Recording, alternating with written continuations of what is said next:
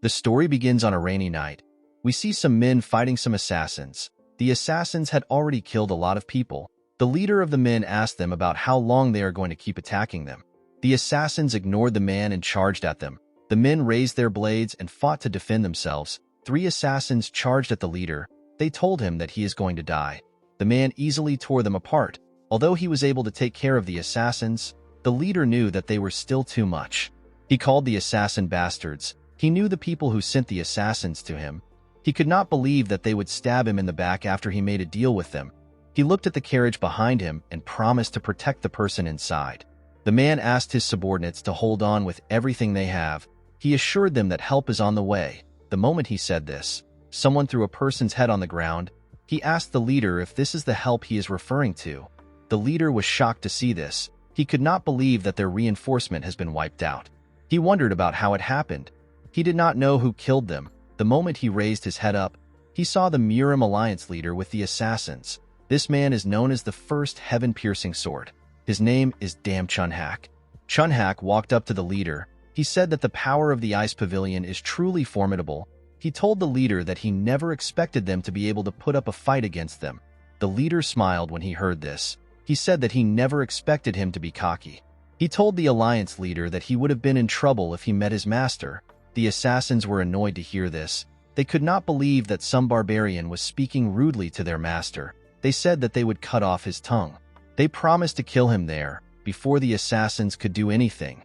A woman stepped out of the carriage and asked them to wait. The leader was surprised to see the woman known as Wayan. Wayan asked him to not worry about her. Chunhak asked the assassins to back down when he saw the woman. Wayan walked up to him. Chunhak could not believe that his daughter was deceived by barbarians and ended up running away. He told her that he has never been so embarrassed before. He stretched out his hand and told her that everyone makes mistakes. He said that she can be forgiven. He told her that he is going to give her one last chance to return as her father. He believed that she was going to make the right choice because she is smart. Wayan asked her father if he will let the men live if she goes back with him. Chunhak glared at her. The woman understood what he was trying to say. She apologized to him. Chunhak did not expect the apology. He realized that she wasn't leaving with him. He raised his sword. The leader was shocked to see this. Chunhak used his sword to cut his own daughter down. He turned around and said that he no longer has a daughter. He said that she has been influenced by barbarians. He told the assassins that their sole mission is to recover the soul of the Central Plains. He asked them to clean up the mess. The assassins rushed to attack the injured men when they heard this. The leader took out 3 assassins that came close to him. He asked his men to fight till the end. The men accepted his orders and began to fight without fear. While she was on the ground, Wayan told herself that she needs to return somewhere. She apologized to someone in her head for not keeping her promise. She said that it will be different next time. The scene shifts and we are taken to a palace. We see someone reporting to his master. His master asked him to repeat what he said. His master's name is Seol Mudak. He is the Northern Sea Palace Master and our protagonist. His subordinate revealed to him that Lord Bai Muyue, who went to the gathering as an envoy to conclude negotiations with the Murim Alliance, fought the alliance. He and his group were annihilated. The moment he heard this, Mudak released his terrifying cold energy in his palace. His subordinates did not flinch, they simply stood. With a look of anger on his face, Mudak said that he will never forgive the Murim Alliance. He promised to wipe them off the map. He asked his subordinates to get ready. The men quickly gathered outside. Mudak told them that they are going to the Central Plains. In the next scene, we are taken to a battlefield covered with snow. We see an injured Chunhak struggling to stay alive. Several blades were sticking out of his body. He looked around and saw countless dead bodies. He could not believe that his entire army was annihilated. He noticed that his inner energy was depleted. He realized that this might be the end for him. He asked the Northern Sea Palace Master to kill him now. Mudak glared at him when he heard this. He moved close to him. He asked Chunhak to tell him why he killed his daughter. Chunhak laughed when he heard this. He asked Mudak to stop asking a stupid question. With a deranged look on his face, he said that the daughter of the alliance leader cannot be playing love games with a barbarian like him. He said that it would have been a bigger mistake to let Wayan live.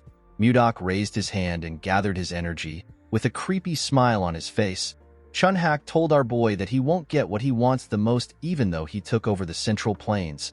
The moment he said this, Mudok pierced his heart with his sword which he fired at him.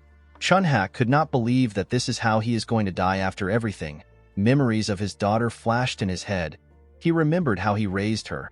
He wondered why she betrayed him and associated with a bastard. He remembered how he cut Weiyan down. The man said that he is infuriated and resentful. With the death of the Murim Alliance leader, the 6-year-long Great Blood Battle came to an end. The living legend of the Northern Sea Palace became the uncontested ruler of the Central Plains that day. However, Mudok showed no emotion. He simply gazed at the moon.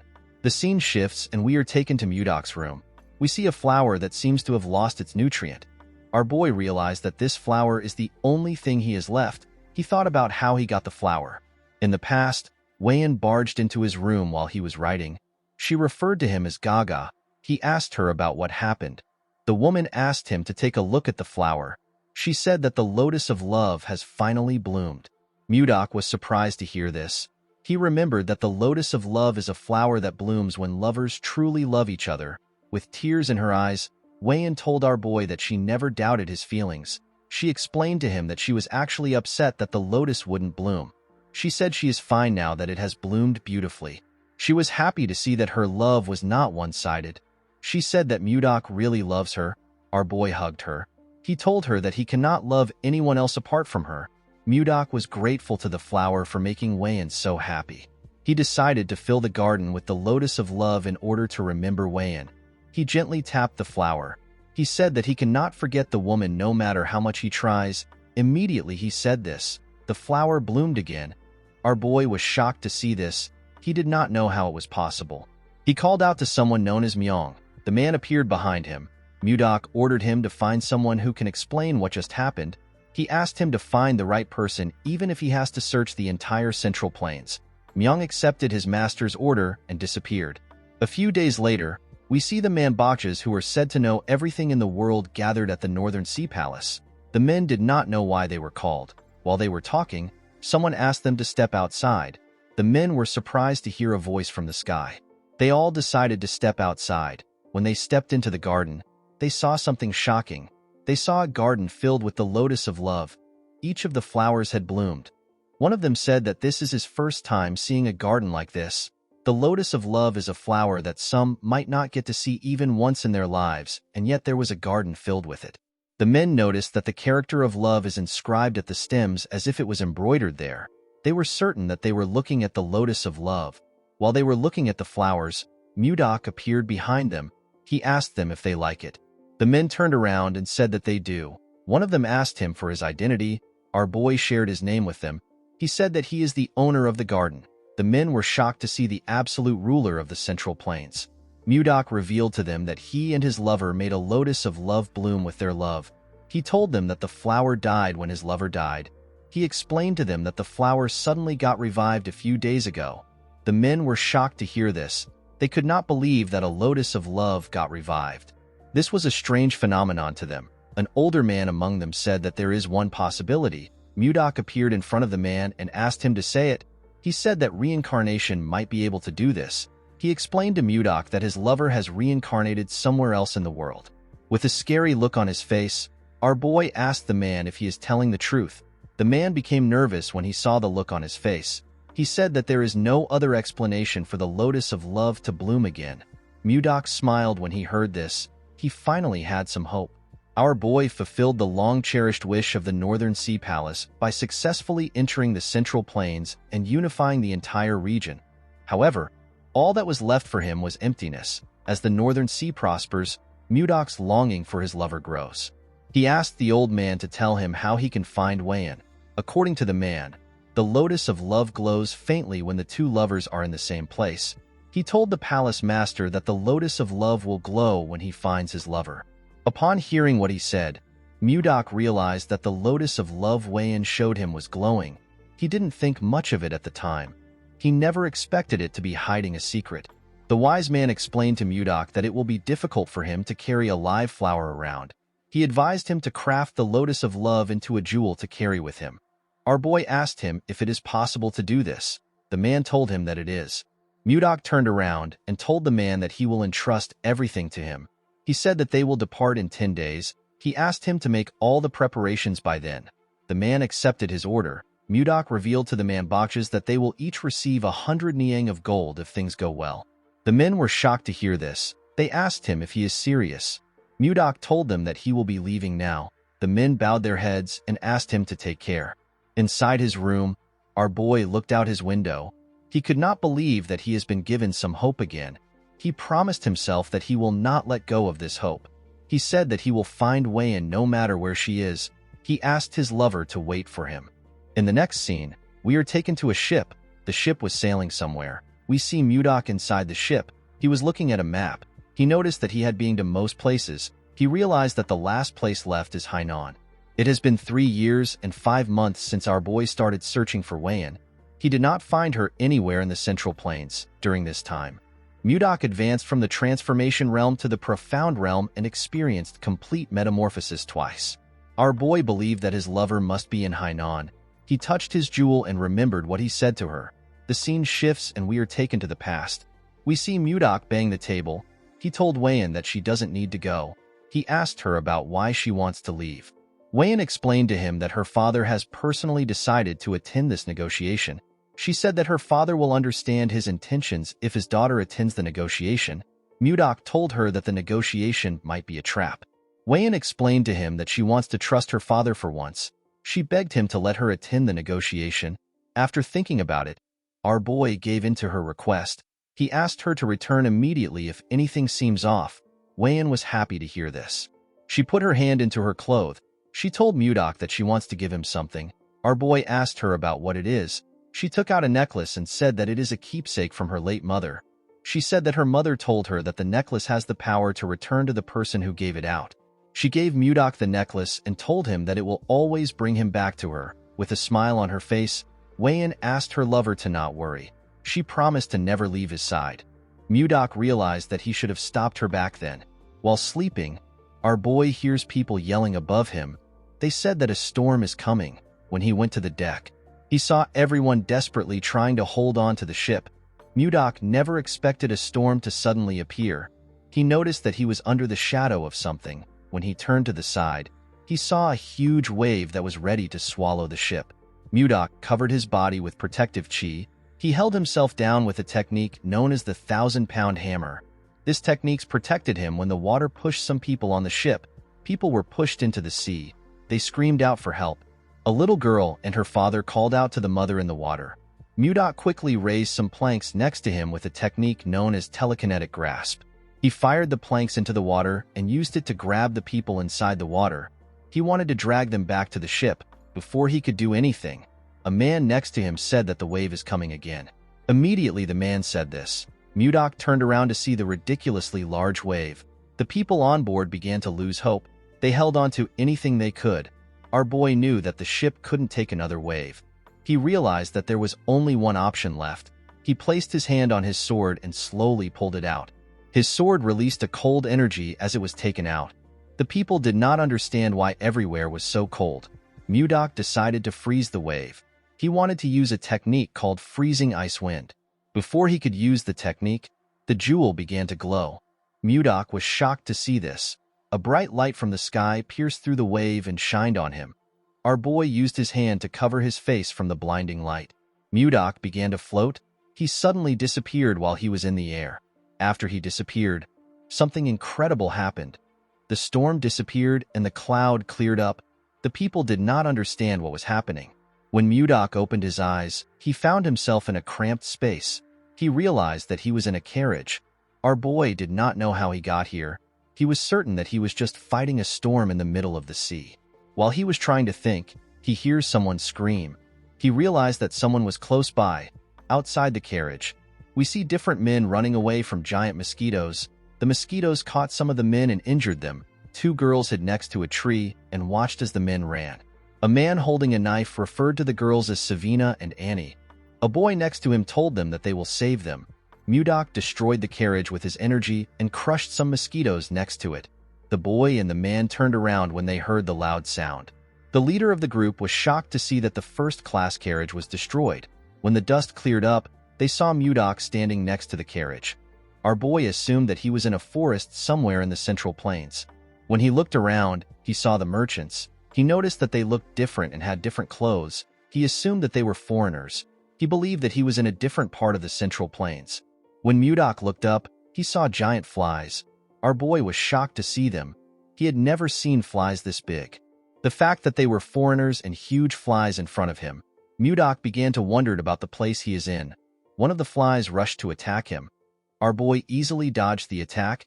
He used a technique known as Divine White Ice Palm to attack the fly. The fly froze and broke apart. Mudok could not believe that a mere beast would attack a human just because it grew a little bigger. He said that this is unforgivable. He gathered his energy and charged at the monsters. He froze all of them in an instant. The flies immediately exploded and turned into tiny ice shards. Our boy believed that this is enough for some pathetic bugs. The merchants were shocked to see what he did. The leader walked up to Mudok and tried to talk to him. He said that his name is Edmund Roll. He said that he is the leader of the Roll Merchant Association. Edmund bowed his head and thanked Mudok for saving their association. He referred to our boy as a magic swordsman and asked him if he can tell him his name. Unfortunately for Edmund, Mudok did not understand a single word he said. Our boy was still able to tell that the man was thanking him due to his gestures. He told Edmund that he does not understand foreign languages. He asked him if there is anyone who can speak the language of the Central Plains. The merchants did not understand what he was saying. Edmund turned to the man with glasses and said something to him.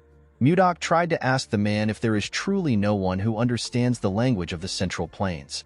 He wondered about how he was going to explain things to them. While he was thinking, one of the men ran to Edmund and said something. He opened his hand and showed him a ring.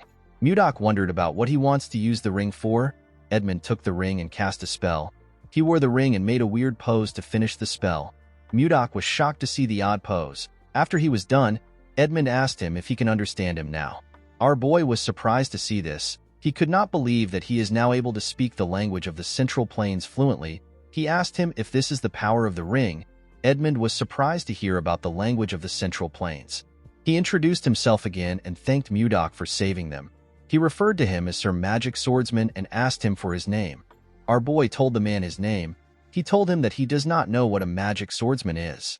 Edmund was surprised to hear this. He explained to Mudok that a magic swordsman is someone who uses both magic and swords like him. Our boy asked the man to tell him what magic is. Edmund was shocked to hear this. He could not believe that someone who just used ice in front of them did not know what magic is. He wondered about where Mudok came from. Our boy noticed that the man was lost in thought. He called out to him. Edmund was wondering about how he was going to start explaining things to Mudok. Our boy was angry to see that the man was ignoring him. He moved close to him and raised his hand. He released a cold energy from his hand and asked Edmund to answer his question quickly.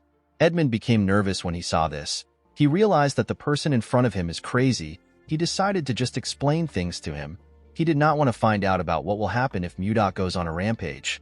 He told our boy that he will explain. He asked him to calm down. In the evening, we see the two of them sitting next to a fire.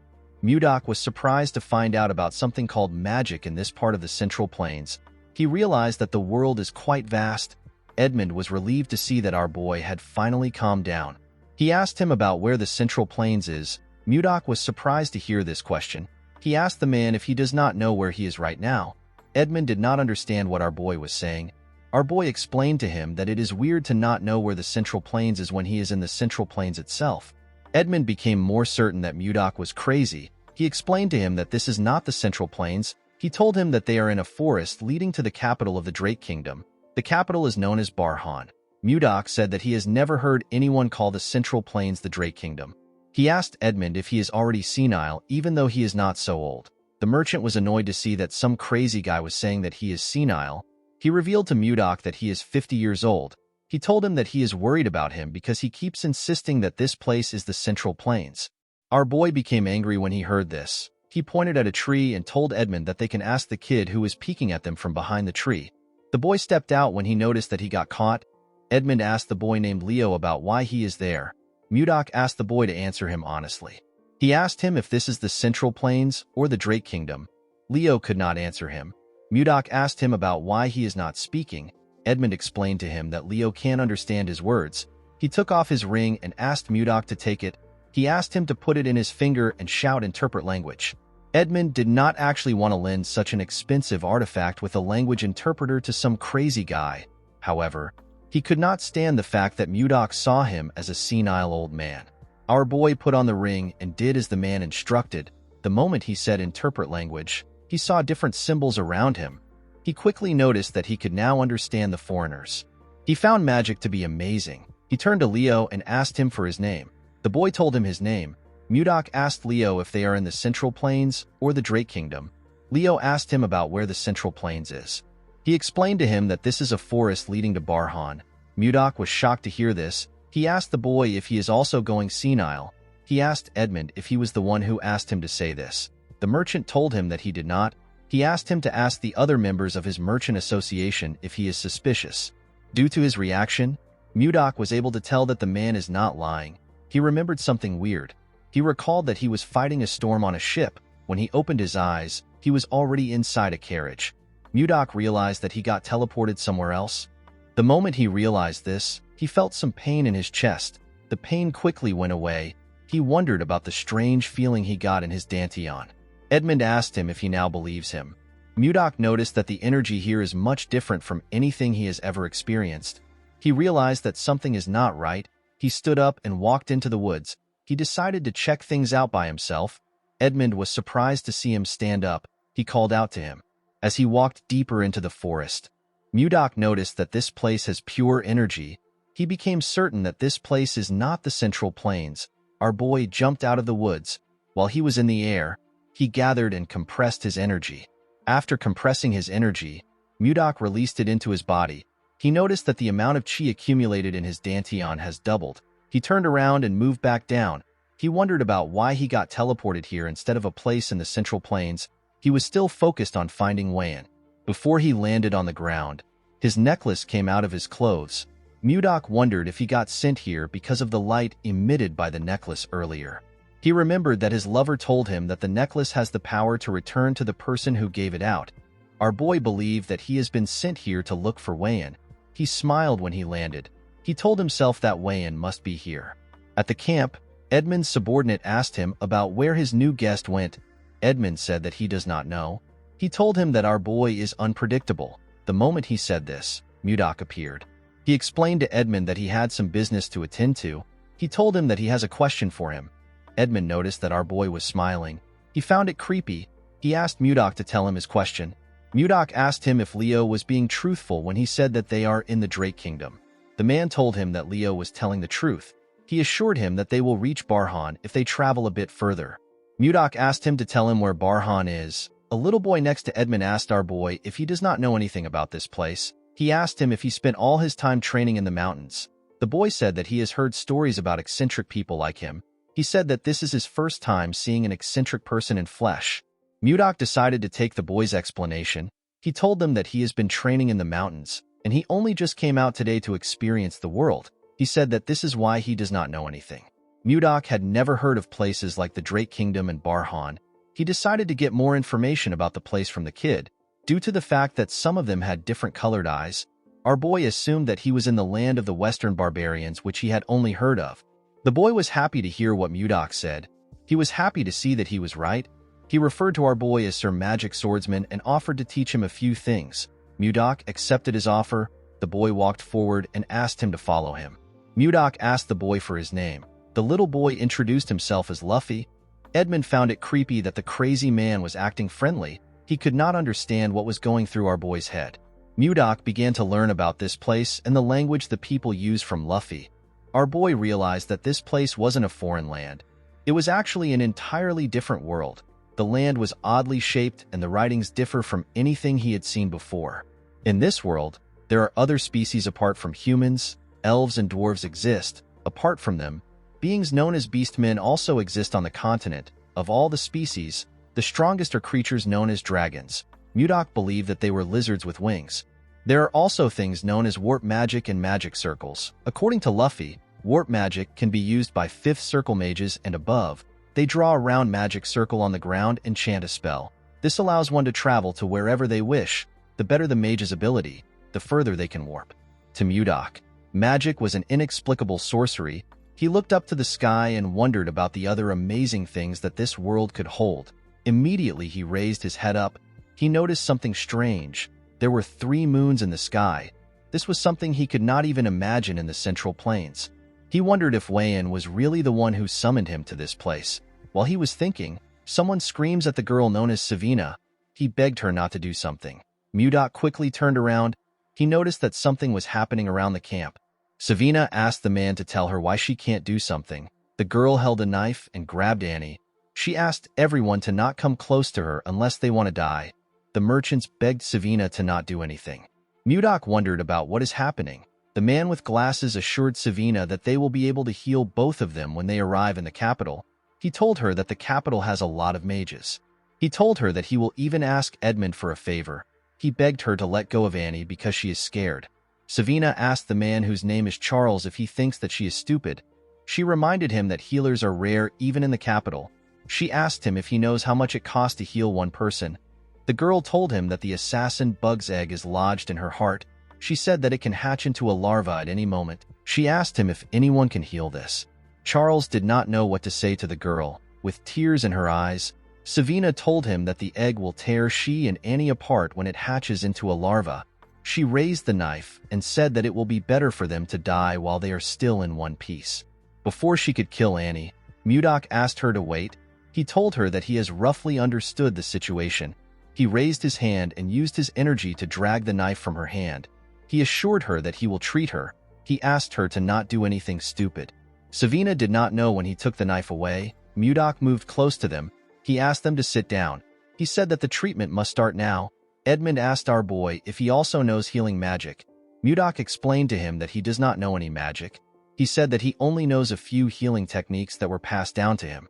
He told them that they can relax. Edmund and Charles were happy to hear this. Edmund moved close to our boy and begged him to save the girls. He assured him that he will repay him with all his heart even though he does not have much. Mudok told him that he was going to help the girls even if he didn't ask. He asked everyone to step back a bit. He said that he is going to start the treatment. Edmund asked his subordinates to step back. Mudok moved close to the girls. He asked them not to be so tense. He assured them that it won't take long. He asked them to close their eyes and relax. The girls followed his instructions. Mudok used his energy to scan their bodies. He noticed that the bugs were near their hearts. While he was carefully searching, he found something surprising. He found the bugs in their hearts.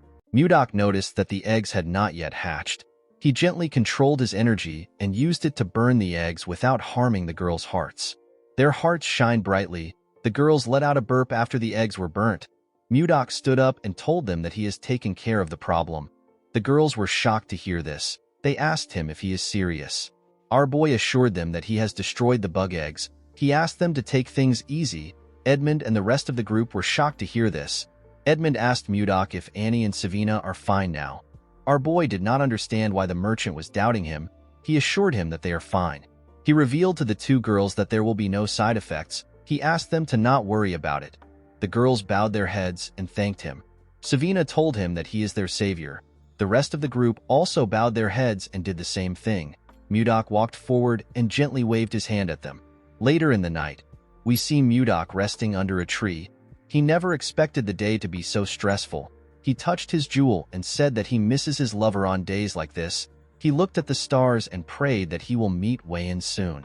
The next day, we see the group traveling towards Barhan.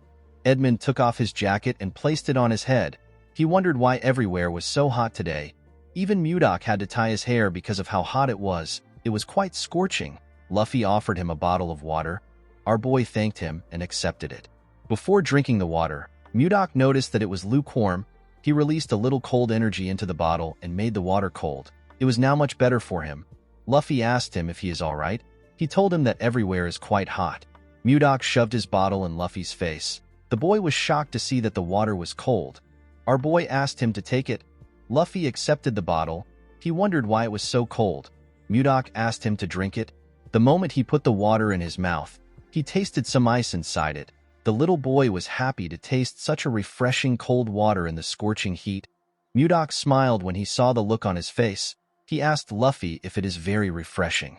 Luffy took out another bottle with a bright smile on his face. The boy asked Mudok if he can also freeze this bottle. Our boy did not see any issue with this. This boy already helped him a lot. The least he could do was to freeze his water bottle. He stretched out his hand and released a small amount of cold energy. Luffy began to cheer when our boy told him that he is done. While he was looking at the boy, Mudok noticed that the others had surrounded him. They all held out their water bottles and begged him to freeze it for them. They wanted to taste the refreshing ice water that Luffy drank. Of course, this was not difficult for Mudok, but he knew that he might create more stress for himself if he grants their request. Edmund tapped one of his men and asked him about what is happening. He moved close to them and asked someone to explain what is happening to him. Luffy revealed to him that Mudok made some ice water. He told him that the seniors now want to drink this cold water. With a weird look on his face, Edmund called out to Mudok. Our boy asked him if something is wrong. Edmund went on his knees and presented his bottle to him. He said that he also wants some ice water. Our boy was surprised to see this. He asked the man to give him his bottle. Mudok decided to stay with this caravan in order to learn more about this world. This people already helped him in solving the biggest problem he had. This problem was the language barrier. Our boy did not see it as a big deal to give out ice water to them. He froze Edmund's water for him. The man thanked him. He quickly drank the ice water. Edmund noticed something odd. He told Mudok that something is strange. Our boy did not expect this. Edmund asked him about how he created the ice. Mudok asked him about why he is asking the question. He asked him if something is wrong. With a bright smile on his face, Edmund told our boy that the ice is absolutely perfect. He revealed to him that he has tried all the ice available on the continent. He said that he has never tasted this kind of ice before. The ice water was on another level to the man. He told Mudok that he is quite amazing. Mudok had never heard about ice being tasty. He said that he merely froze the water. He asked Edmund to tell him what he means when he says that the taste is different. According to Edmund, when creating ice, it is common to use the cold attributes of mana in the air to freeze water directly. It can also be done by gathering moisture from the atmosphere. During this process, impurities from the mana gets mixed into the ice. This affects its taste, however. Since each mage has a unique mana signature, it is rare to find someone who can create pure ice. It is basically hard to get pure ice. Edmund told Mudok that his ice is incredibly pure. This is why it tastes so good. Our boy now understood why the group reacted so enthusiastically. He could not believe that something as simple as ice would get him this kind of reaction. He almost felt pity for them. Since he was in a good mood, Mudok decided to create more ice. With a smile on his face, he released his energy. Before he could do anything, Edmund called him Sir Magic Swordsman. Our boy asked him if there is something wrong. Edmund pointed his hand at the sky and said that he has a proposal for him. A few days later, we see Charles directing some men carrying buckets filled with water. He asked them to take the buckets to the back of the store. At the back of the store, we see Mudok gather his energy. He used it to freeze the buckets of water in front of him. He turned the water into ice cubes. The merchants clapped for him when they saw this. They rushed to carry the buckets. While looking at them, Mudok thinks about what led him to this place. The scene shifts and we are taken to the past. We see Mudok shocked after hearing Edmund's proposal. The man explained to our boy that he wants to revive his merchant association by selling the ice that he makes. He became nervous when he said this. Mudok realized that Edmund had a hidden agenda when he kept going on about how refreshing the ice is. Edmund told our boy that fourth circle mages who can make ice are too arrogant and end up making subpar ice. He told him that they need to target this market. Mudok could tell that Edmund does not have any ill intentions. He actually wanted to revive his struggling merchant association. Our boy did not want to offer his service for free. He decided to negotiate. He told the merchant that it will be a 70-30 business. Edmund asked him to explain what he means. Mudok told him that he will take 70% of the profit because he is making the ice, while Edmund will take 30% for selling it. The merchant knew that this wasn't a bad offer because ice sells like hotcakes. He decided to try negotiating further. He explained to Mudok that he will need wagons for transport, workers that will pull this wagons and mages that will keep the ice from melting. He told him that the upfront cost is quite significant. He asked our boy if he can make some adjustments to the percentage. Mudok told him that he will reduce it to 60-40. The man was shocked to see that our boy easily accepted it. He took out a paper and told Mudok that they need to draft a contract. Mudok agreed to the negotiation because this place was a good place for him to learn about this world. The business was actually booming more than he expected. While they were trying to sort things out, Charles barged into the room. While breathing heavily, he told Edmund that he needs to come out for a moment. Edmund and Mudok were surprised to hear this. They wondered about what was happening. At the front of the store, we see a large amount of people shouting. They said that they wanted to buy the ice candy. someone begged the association to sell some of their ice to them. One man introduced himself as Arnold. He said that he came from Narrow City to do business with their merchant association. Edmund asked the people to form a line. They ignored him and continued shouting. The man did not know what to do. While they were shouting, someone asked them to keep quiet in their heads. Everyone was shocked to hear a person's voice in their heads. Edmund quickly turned around. He knew that only Mudok was capable of doing this. Our boy asked them to stay quiet. With a serious look on his face, he told them that they will all be sent away if it gets noisy again. He advised them to be careful. Everyone accepted his warning. Now that they were quiet, Edmund explained to them that his merchant association only sells in bulk. He apologized to those who came to purchase a small amount. He asked them to leave. He told them that they might have small-scale sales in the future. Some people begged the man. They told him that they came from far places. They asked him if he cannot just sell a small amount to them. Mudok glared at this people. They were terrified to see the scary look on his face. They decided to leave on their own. Edmund asked everyone else to line up. A merchant wearing an eye patch told Edmund that he is from the Meiji Merchant Association. The man next to him introduced himself as Benjamin. He said that he is the butler of the slave family. The brown man next to him said that he came from the Arista family. Edmund knew that the Meiji Merchant Association is one of the top 10 merchant association on the continent. He could not believe that someone from the prestigious slave family was in front of him. Edmund knew that he would make a lot of money, but he never expected to be this lucky. He turned to Mudok. He knew that this people were standing in front of him because of our boy. Although his merchant association had not completely revived yet, it was still thanks to Mudok that they reached this stage. With a smile on his face, he asked Mudok to rest for now. Our boy asked him if the busiest part is over. Edmund told him that it is. He assured him that he can handle the rest. He asked him to take a break. Mudok turned around and wished him luck. Although he felt bad that he was making our boy work, Edmund had his own reasons for reviving this merchant association. In order to avenge his parents and siblings who died unjustly, he needed to fully revive this merchant association and use it to take revenge on Duke Icarus, who ruined them by using the Akasa Merchant Association. Edmund promised himself that he won't give up until he has taken his revenge. He hoped Mudok would cooperate with him until this time comes. He promised to repay him when he succeeds. Inside his room, Mudok jumped on the bed. He was so tired. Since business was doing well and money was coming in steadily, our boy decided to start gathering information about his lover. While he was thinking, someone knocked on his door. The person turns out to be Savina. Mudok was happy to hear that the girl was at his doorstep. He realized that it was already snack time. He asked her to come in. The girl was holding a large bowl containing something. This was Mudok's new favorite snack. It was ice cream. It is a treat made by mixing ice and fruit. The treat was accidentally invented by Savina. The girl placed the bowl on the table. Mudok thanked her for bringing him the snack again. Savina smiled and asked him to enjoy. He took out his spoon and took his first bite. The ice cream had a cold, sweet, and luscious flavor.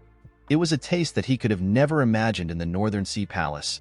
Mudok heard that the Merchant Association was thriving because of ice cream. He fully understood why. While he was licking it, our boy noticed that the bowl was empty. He could not believe that he already finished it. He decided to get another one. He did not want to go by himself, but he had no choice since everyone was busy. When he got into the store, he could hear some noise outside. He wondered about what was causing this noise. At the front of the store, we see Savina asking someone to line up. The bastard smiled when he heard this. He asked Savina to tell him who gave her the power to order nobles around. Mudok wondered about who the young men were.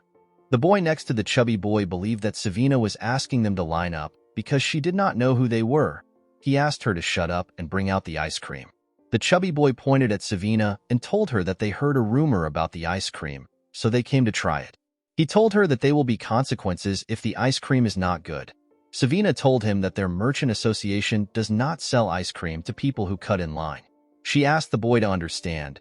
This only made the chubby boy angrier. He could not believe that she wanted them to line up like commoners. He said that it is already annoying that they are in the same place as mere peasants. He did not like the fact that she was asking him to join the queue. He asked her if she has a death wish. Savina told the idiot that she does not serve ice cream to nobles just because of their status. The boy asked her if she is trying to defy a noble. The girl knew that Mudok would protect her if things go wrong. She decided to speak freely. She told the boy that he is not making sense. She said that she is simply stating the rules. The other boy was annoyed to hear this. He called the girl a wretch. He took out his sword and asked her if she really wants to die. Savina was not scared to see his sword. The boy was annoyed to see this. Before he could do anything, their third friend tapped his shoulder. He called him Samuel. With a cold gaze in his eyes, the boy asked Samuel to not act rashly. He asked him if he wants to lower their dignity. Samuel became nervous when he saw the look on his friend's face. He apologized to him. The boy walked up to Savina. With the same look in his eyes, he told her that they came to try the ice cream. Savina did not like his cold gaze. Her heart felt like it was freezing. She began to tremble. The boy told her that he doesn't like waiting. He asked her to bring it out now. Savina was lost in his gaze. With a shaky tone in her voice, she asked him to wait. Someone called out to Savina. The person turns out to be Edmund. The man reminded her that their merchant association does not sell ice cream to those who cut in line. He asked her if she forgot. Savina apologized to the leader. Mudok could tell that Edmund had something against this young man for him to have such a strong reaction. With a look of anger on his face, Edmund asked the boy to leave. He told him that he cannot tolerate any further disregard for their rules. The two boys were annoyed to hear this. They believed that Edmund was insulting nobles. The man asked them to not be mistaken. He told them that there is another reason why he won't sell ice cream to them. The boy who appears to be their leader asked Edmund for his reason. With a look of anger on his face, the merchant asked the boy to question Duke Icarus by himself. Charles and the other merchant were shocked to hear their leader mention the Duke's name. The boy asked Edmund about how he knows his father. The moment he said this, he noticed that Edmund looked familiar.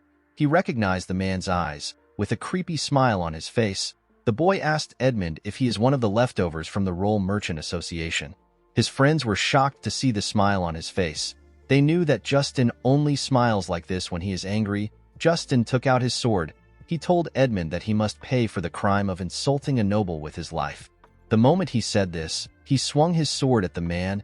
Edmund closed his eyes out of fear. He could not believe that he will not be able to avenge his family before the sword could touch him.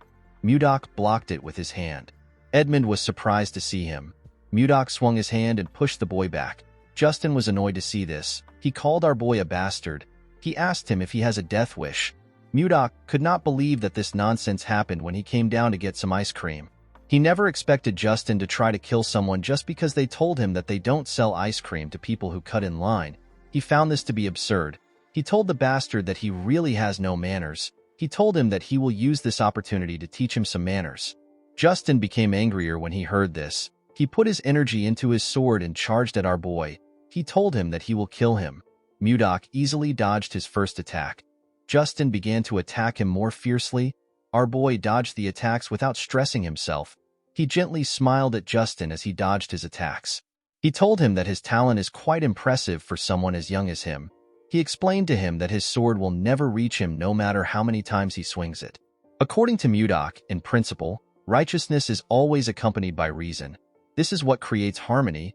He explained to Justin that the nobles lack any sense of propriety if his actions represent them. He told him that he is not a narrow-minded person. He said that he will only fix his manners for today. Justin called our boy a bastard. He could not believe that he was speaking rudely to a noble. Mudok moved behind the boy and told him that what he is saying is irrelevant. He said that discipline is all he will need to learn respect. Our boy was reminded of the Central Plains. He realized that his attachment to Wayan made him forget the ways of the world. Everything comes down to survival of the fittest. He gathered some energy in his fingertips and fired it at Justin. This technique is known as formless chi. The attack hit the boy in his wrist. It created a huge hole in his wrist. Justin dropped his sword and fell to the ground. He grit his teeth out of anger. Mudok glared at the boy with a cold gaze in his eyes. Edmund was surprised to see Justin injured. He did not know the kind of attack Mudok used. Justin's friends quickly moved close to him. They raised their swords and asked Mudok to stay back. The chubby one promised our boy that he will cut him down if he moves closer. Samuel became terrified when he saw Mudok still approaching them. Our boy saw something surprising. Justin was trying to stand up. He asked him about why he bothered to get up. The boy placed his hand on his friend's shoulder and asked him to move. He stood in front of Mudok confidently. Our boy smiled when he saw this. He found it amusing that Justin was giving him a show. He covered his hand with his energy. With a scary smile on his face, Mudok told Justin that he wants to see how long he will last. Mudok swung his hand and sent the idiot flying. His friends were shocked to see this. The chubby one quickly ran to check on Justin. He asked him if he is all right. The moment he said this, he saw the hole in his friend's wrist. Mudok was disappointed to see that Justin flew back when he only used the strength of a first-rate martial artist. He realized that the boy was weaker than he expected. He wondered if he should stop. Our boy realized that he had not fully understood how this world functions. He decided to not kill Justin. He moved closer to the boy. Justin asked him for his identity. He asked him if he truly doesn't know who he is. With a look of anger on his face, he asked Mudok to tell him what gave him the guts to treat him like this. Our boy understood that this bastard has lost his mind. Instead of reflecting, he was just full of spite. He wondered if he should just kill him now. Mudok knew that he would not be different from this idiot if he killed him. The two boys pointed their swords at him. The chubby one asked him if he believes that he can get away with messing with a noble. Mudok ignored them and looked around him. He found a stick on the ground. He believed that the stick would be perfect. He used his telekinetic grasp to pick it up. He smiled when he held the stick. Justin became nervous when he saw this. He quickly stood up. The other boys were surprised to see how Mudok got the stick. With a smile on his face, Mudok imbued his sword energy into the stick. Justin was surprised to see this. However, our boy was not done. He added his sword sphere into it. Justin begged him not to come closer. With an evil smile on his face, Mudok added his sword chi to it. The boys fell to the ground and began to tremble. With a creepy smile on his face, Mudok told the boys that the best remedy for scums like them is a club. He raised the club and began to beat the boys. He advised them to get a grip. Our boy enjoyed dishing out this beating. In the evening, we see the boys kneeling. They begged Mudok to forgive them. They assured him that they won't do this again. Our boy told them that he cannot hear them. He asked them to repeat what they said. Justin was annoyed to hear this. He promised himself that he will kill Mudok. He said that he will stomp on his head. Although this was his wish, the boy had no power to do it. He had no choice but to beg our boy for forgiveness. He assured him that he will never make a mistake like this again. Mudok was happy to see the outcome of the beating. He realized that nothing is better than a good beating. He advised them to be careful from now on. Edmund was touched to see what Mudok did. He thanked him in his head. The scene shifts and we are taken to a castle. We see a king and his subordinates seated. Count Slabe reports to the king that they received some information from an informant planted in the Serbia kingdom. King Tomalova III asked the count to speak. According to Slabe, the Serbia kingdom has succeeded in reclaiming the barren northern region of Blackstone. Additionally, the Hazen kingdom is trying to develop the land beyond the Sahara Desert. Duke Sergio von Icarus explained to Slabe that the land beyond the Sahara Desert is too dangerous for humans to live in because of the monsters. He asked the count if the Hazen kingdom has a way of taking care of things. Slabe revealed to him that they have received a report that they are not yet sure of. He told the duke that Anos has naturalized. The king was shocked to hear this. With a nervous look on his face, Count Crash asked him if it is really true. Slabe told him that it is. Baron Arista asked him if he is referring to one of the top 10 sword masters on the continent. He had heard that Anos turned down any amount of money offered to him. The king wondered why Anos ended up in Hazen instead of wandering the continent without belonging to any factions. Crash suggested that the sword master might have fallen in love with someone there. Slabe told him that he is correct. The men were surprised to hear this. The king asked his count about who the woman is. Slabe told him that it is someone they all know quite well. The person turns out to be Princess Daphrin. She is the younger sister of the current king. The king is known as Laird II of Hazen. The men were surprised to hear that Laird, who cherishes his younger sister as his most prized possession, gave her away to a man. Tomalova told his subordinates that the Hazen kingdom now has 2 sword masters. Slabe explained to his king that the Hazen kingdom will likely attempt to expand their land. This is a goal that they have repeatedly failed to achieve since the reign of Laird I. Tomalova became worried when he heard this. In the east, the Hazen kingdom is expanding its territory. In the south, the commercial Serbia kingdom is developing its land. Across the Western Sea, the Jeva Empire is also expanding its land. Tomalova knew that they could not stay idle. He asked his subordinates to share their opinions on what they should do. The duke suggested that it would be beneficial for them to also expand their territory. The king reminded him that they do not have any suitable land for expansion. He asked him if he is suggesting that they cross the Lazar Mountains to the north. Sergio stood up and told the king that they have no other choice. Everyone was surprised to hear this, Expanding into the north is difficult. Even if they succeed, the entire area is covered in ice. This will render their efforts useless. Heading to the north would ultimately mean that they were pushed out of the power struggle. This is why everyone is hesitant. Tomalova knew that someone will soon be sent to the north to address the issue of territorial expansion. He turned to his count. Slave nodded at him. He told his subordinates that the meeting will end for today. He told them that they will reconvene at another time. Slave walked out of the room with the king. The duke realized that the count and the king were hiding something. The scene shifts and we see the king and the count in a room together. Tomalova asked Slave if he has made any mistakes recently. The man said that he hasn't. Tomalova realized that the duke is up to his usual tricks again. Since 10 years ago, he has been sending anyone who opposes him to the north. Slave told his king that this is all because of his shortcomings. Tomalova asked him to not say this. He told him that he is the only one he trusts among his retainers. He told the count that he heard a rumor about some kind of ice being sold in the capital. He asked him if he knows anything about it. The count realized that the king was referring to the ice candy made by the Roll Merchant Association. Tomalova was surprised to hear the name. Slave explained to him that the ice is different from regular ice. He told him that it earned its name because it is so sweet. The king asked the man about how long the trading company stays open. The count said that they are open till night. He realized that the king wanted to taste the ice candy. He revealed to the king that he is planning on going on a secret outing soon. He told him that they can check the store together. Tomalova smiled when he heard this. He commended the count for being able to read his mind. Slave told him that it is his duty to understand his desires as his aide. Tomalova asked him about when he plans on going for this secret outing. The scene shifts and we are taken to Mudok's room. We see the kids begging our boy to teach them magic. Our boy was about to lick his ice cream. He was surprised to hear what the kids said. Savina apologized to him for barging in. She knew that it was improper. The girl also knew that not everyone can learn magic. She told him that they have no choice but to learn it. Annie explained to him that the company might face danger again like last time. She promised him that she will train hard. She begged him to teach them. Mudok found it nice to see the kids determined. He placed his ice cream down and reminded them that he does not use magic. Luffy asked him if he uses martial arts like he mentioned before. Our boy told him that he remembered it correctly. He released some of his energy and revealed to them that he uses the Ice White Divine Palm. He told them that he cannot teach them magic because he also doesn't know how to use it. Leo asked him if he can teach them martial arts instead.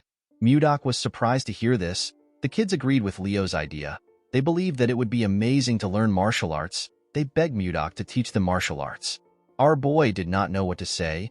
He noticed that they had earnest eyes and a strong resolve to see their goals through. They reminded him of his childhood. He remembered how his younger self asked someone to teach him martial arts. The person glared at him. Due to the fact that he was urgently searching for his lover, Mudok felt like it would be wrong for him to accept some students. However, these children also wanted to protect someone, and more than anything, they have been helping Mudok out in many ways even though they don't know him well. According to the rules, our boy was not allowed to teach the martial arts of the Northern Sea Palace carelessly. Mudok wondered if this rule still applied in a different world. Savina begged him to teach them. Our boy asked the children to let him think about it. He asked them to come back by this time tomorrow. He told them that he will give them his answer then. The children were happy to hear this. They believed that Mudok was going to teach them. Leo told him that they will never forget his kindness even in death. Our boy realized that the children misunderstood him.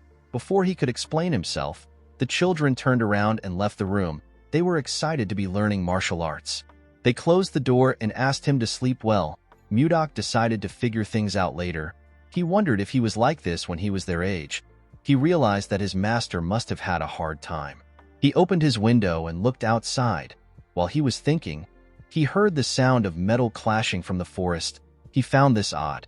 Inside the forest, we see Count Slave kill someone in front of him. The person was wearing a hood that covered his face. The count was with the king. He wondered if he could hold out before reinforcement arrives. He could not believe that they were ambushed the day they went out to eat the ice candy. While he was thinking, he hears a loud sound behind him. He quickly turned around. He saw a mage cast a spell known as Fire Bomb. The mage created several fireballs. He fired them at Slave. The count grit his teeth and charged at the attack. It created a huge explosion in the forest. The king was shocked to see this. He quickly ran to him. Slave told him that he is fine. Tomalova reminded him that his arm is bleeding. The Count moved in front of him. He asked the king to forgive him for his rudeness since it is an emergency. The king assured him that he understands. Slabe did not expect a mage to be among them. He was not able to tell because their attires were similar. He ordered his men to not lose their composure. He asked them to reorganize the formation. The soldiers quickly followed his order. The leader of the assassins asked them to not let a single person live. One of the assassins said that he will take Slabe's head. The Count charged at the assassin and swiftly cut off his head. The other assassins were shocked to see how fast Slabe was. They quickly rushed to attack him. Slabe blocked their attacks. He moved close to one of them and asked him about who sent them. The man told him that he does not need to know since he will soon die. Slabe realized that the magic attack took out a lot of his men. He could tell that this people had no intentions of letting them live. Although he did not like the situation, the Count knew that he had to protect the king at all cost. He must do this for the sake of the kingdom. The mage raised his hand and prepared to use another attack. Slabe ordered his men to gather around the king and protect him. The mage laughed when he heard this. He told the Count that he is too late. Before the man could use his attack, someone struck him down with ice. Everyone was surprised to see this. The leader of the assassins asked the person for his identity. As expected, the person turns out to be Mudok. With a smile on his face, our boy said that he has been caught. Mudok jumped off the tree and appeared behind the leader. He knocked out an assassin next to the leader. He said that he wanted to see the moon, but everywhere was so loud that he had to come there. The leader quickly turned around when he heard this. With a scary look on his face, Mudok told the leader that he needs to finish this before his ice cream melts. The leader could tell that our boy was dangerous. He did not know when he got behind him. Although they were caught off guard, they were still superior in terms of numbers. The man wanted to kill the king and get out of the forest as soon as possible to avoid any variables. He took out his sword and charged at Mudok. He said that he will take care of our boy. He ordered his men to kill Tomalova. Mudok blocked his attack with his sword. He said that he never expected to see all kinds of swords here. He decided to respect the leader by using his sword, which is known as Sullen. He asked the man to come at him. The leader was annoyed to see this. He charged at Mudok and told him that he will not get out of the fight alive. Our boy found this exhilarating. He advised the man to do his best. He easily blocked the man's attack. The leader took out his other sword and used it to attack him. Mudok dodged his attacks without stressing himself. The man put his sword together and attacked our boy from both sides. Our boy was still able to dodge it. Before the man could attack again, Mudok pushed his sword away and hit him in his back. The man grit his teeth to endure the pain. Our boy raised his sword and began to attack the assassin.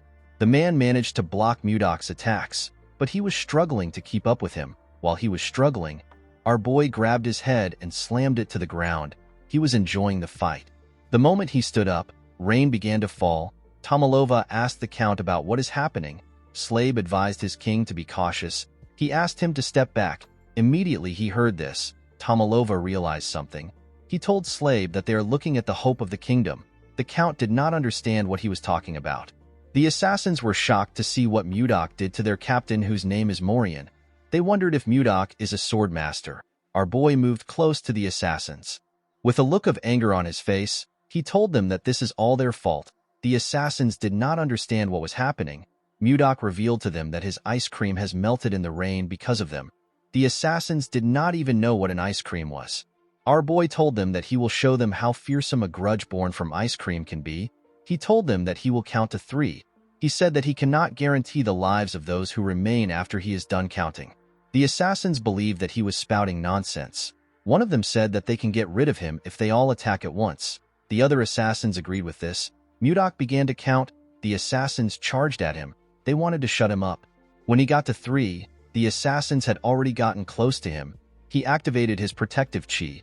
This allowed him to block all the assassins' attacks. They were shocked to see a barrier. Mudok released a large amount of his cold energy. He asked the assassins to not say his sword is merciless. The moment he said this, he swung his sword. Huge pieces of ice came out of the ground and tore them apart. The king and the Count were shocked to see this. After taking care of the assassins, Mudok put his sword away. He said that vengeance has been served. He jumped out of the area. The Count was surprised to see that our boy left like that. Tomalova turned to him. He told him that they cannot waste any time. Slabe already knew what the king wanted. He placed his hand on his chest and told Tomalova that his wish is his command. In the next scene, we see one of the merchants talking to Edmund. He revealed to him that the children are studying magic. Edmund was surprised to hear this. He reminded the man that magic is not something that one can study on their own. With a serious look on his face, he asked the man if Mudok is the one teaching the children.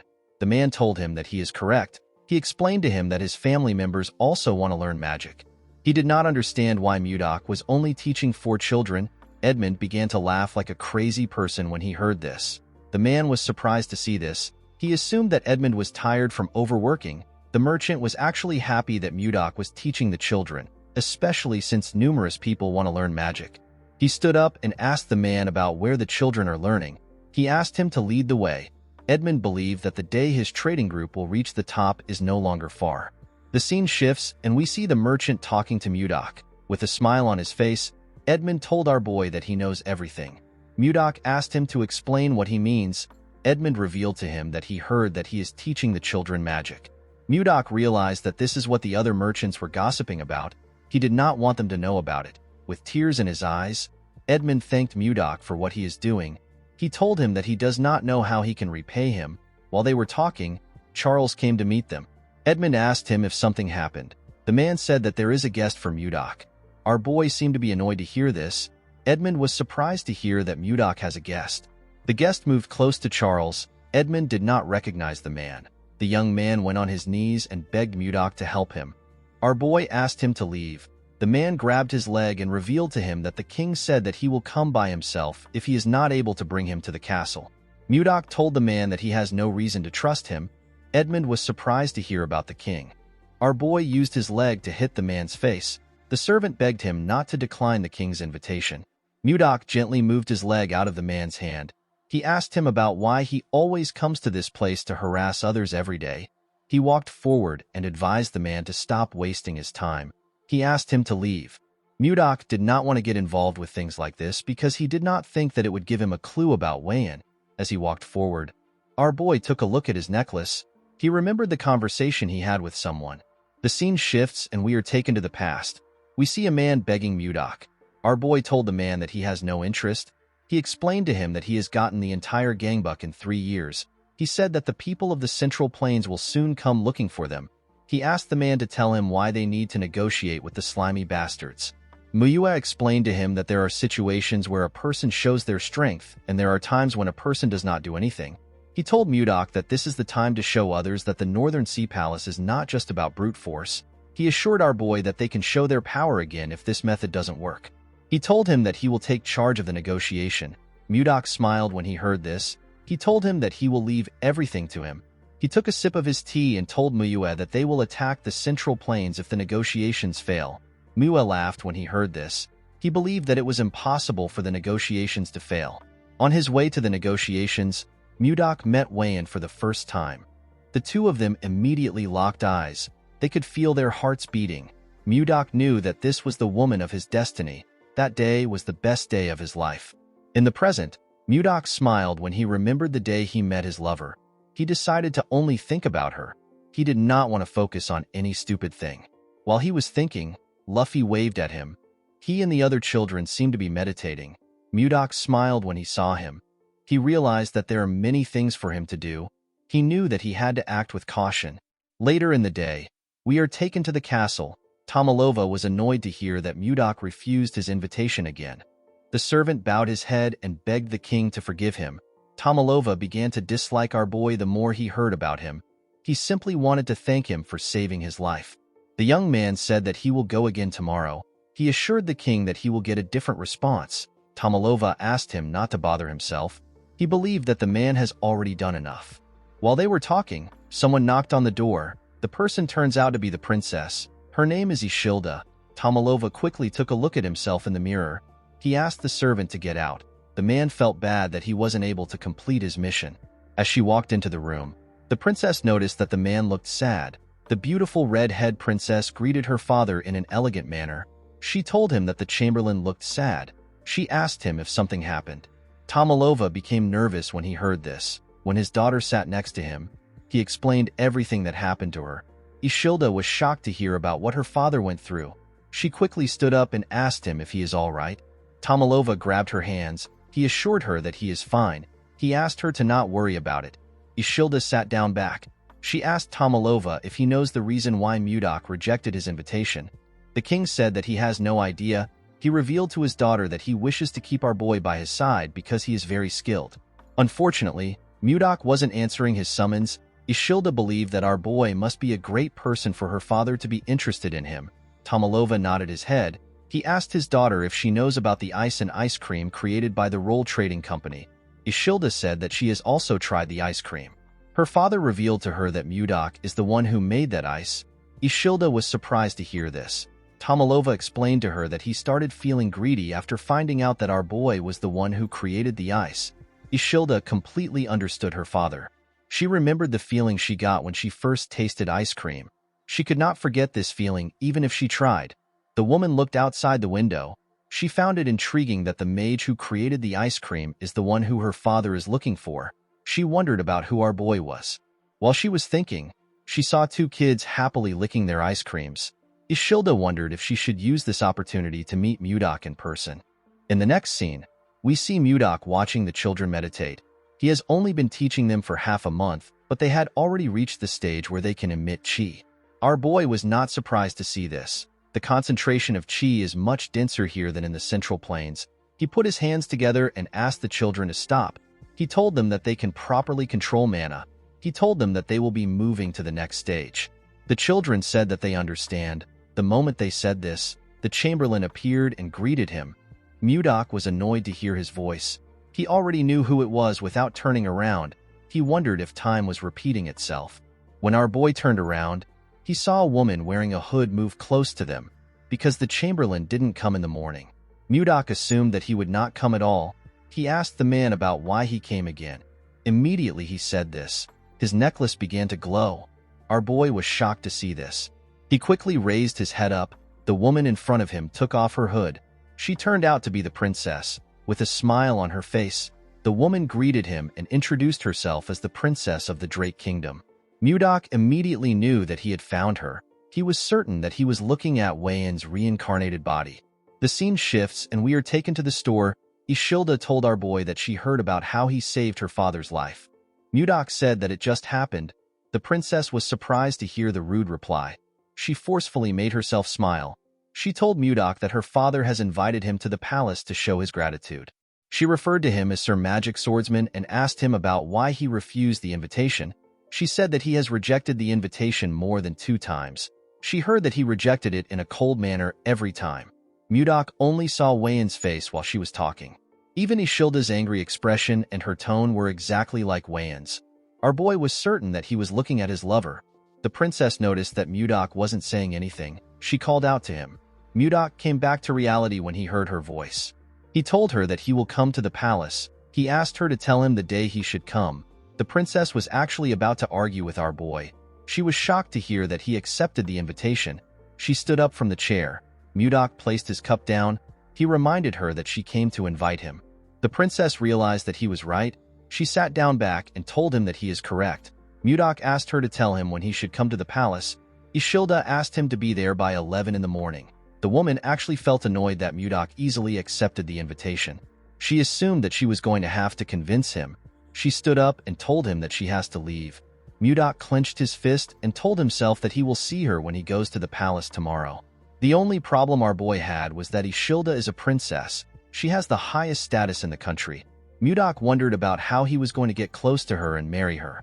He remembered that her father in her past life killed her because she was in love with him. In order to avoid this problem, Mudok realized that he needed to plan everything meticulously. To create the perfect plan, Mudok knew that he will need Edmund's help. The scene shifts and we see Edmund shocked when he hears Mudok mention marriage. Our boy revealed to him that he plans on getting married to the princess. Edmund asked him if he is insane. With a scary tone in his voice, Mudok asked him to repeat what he said. The merchant became terrified.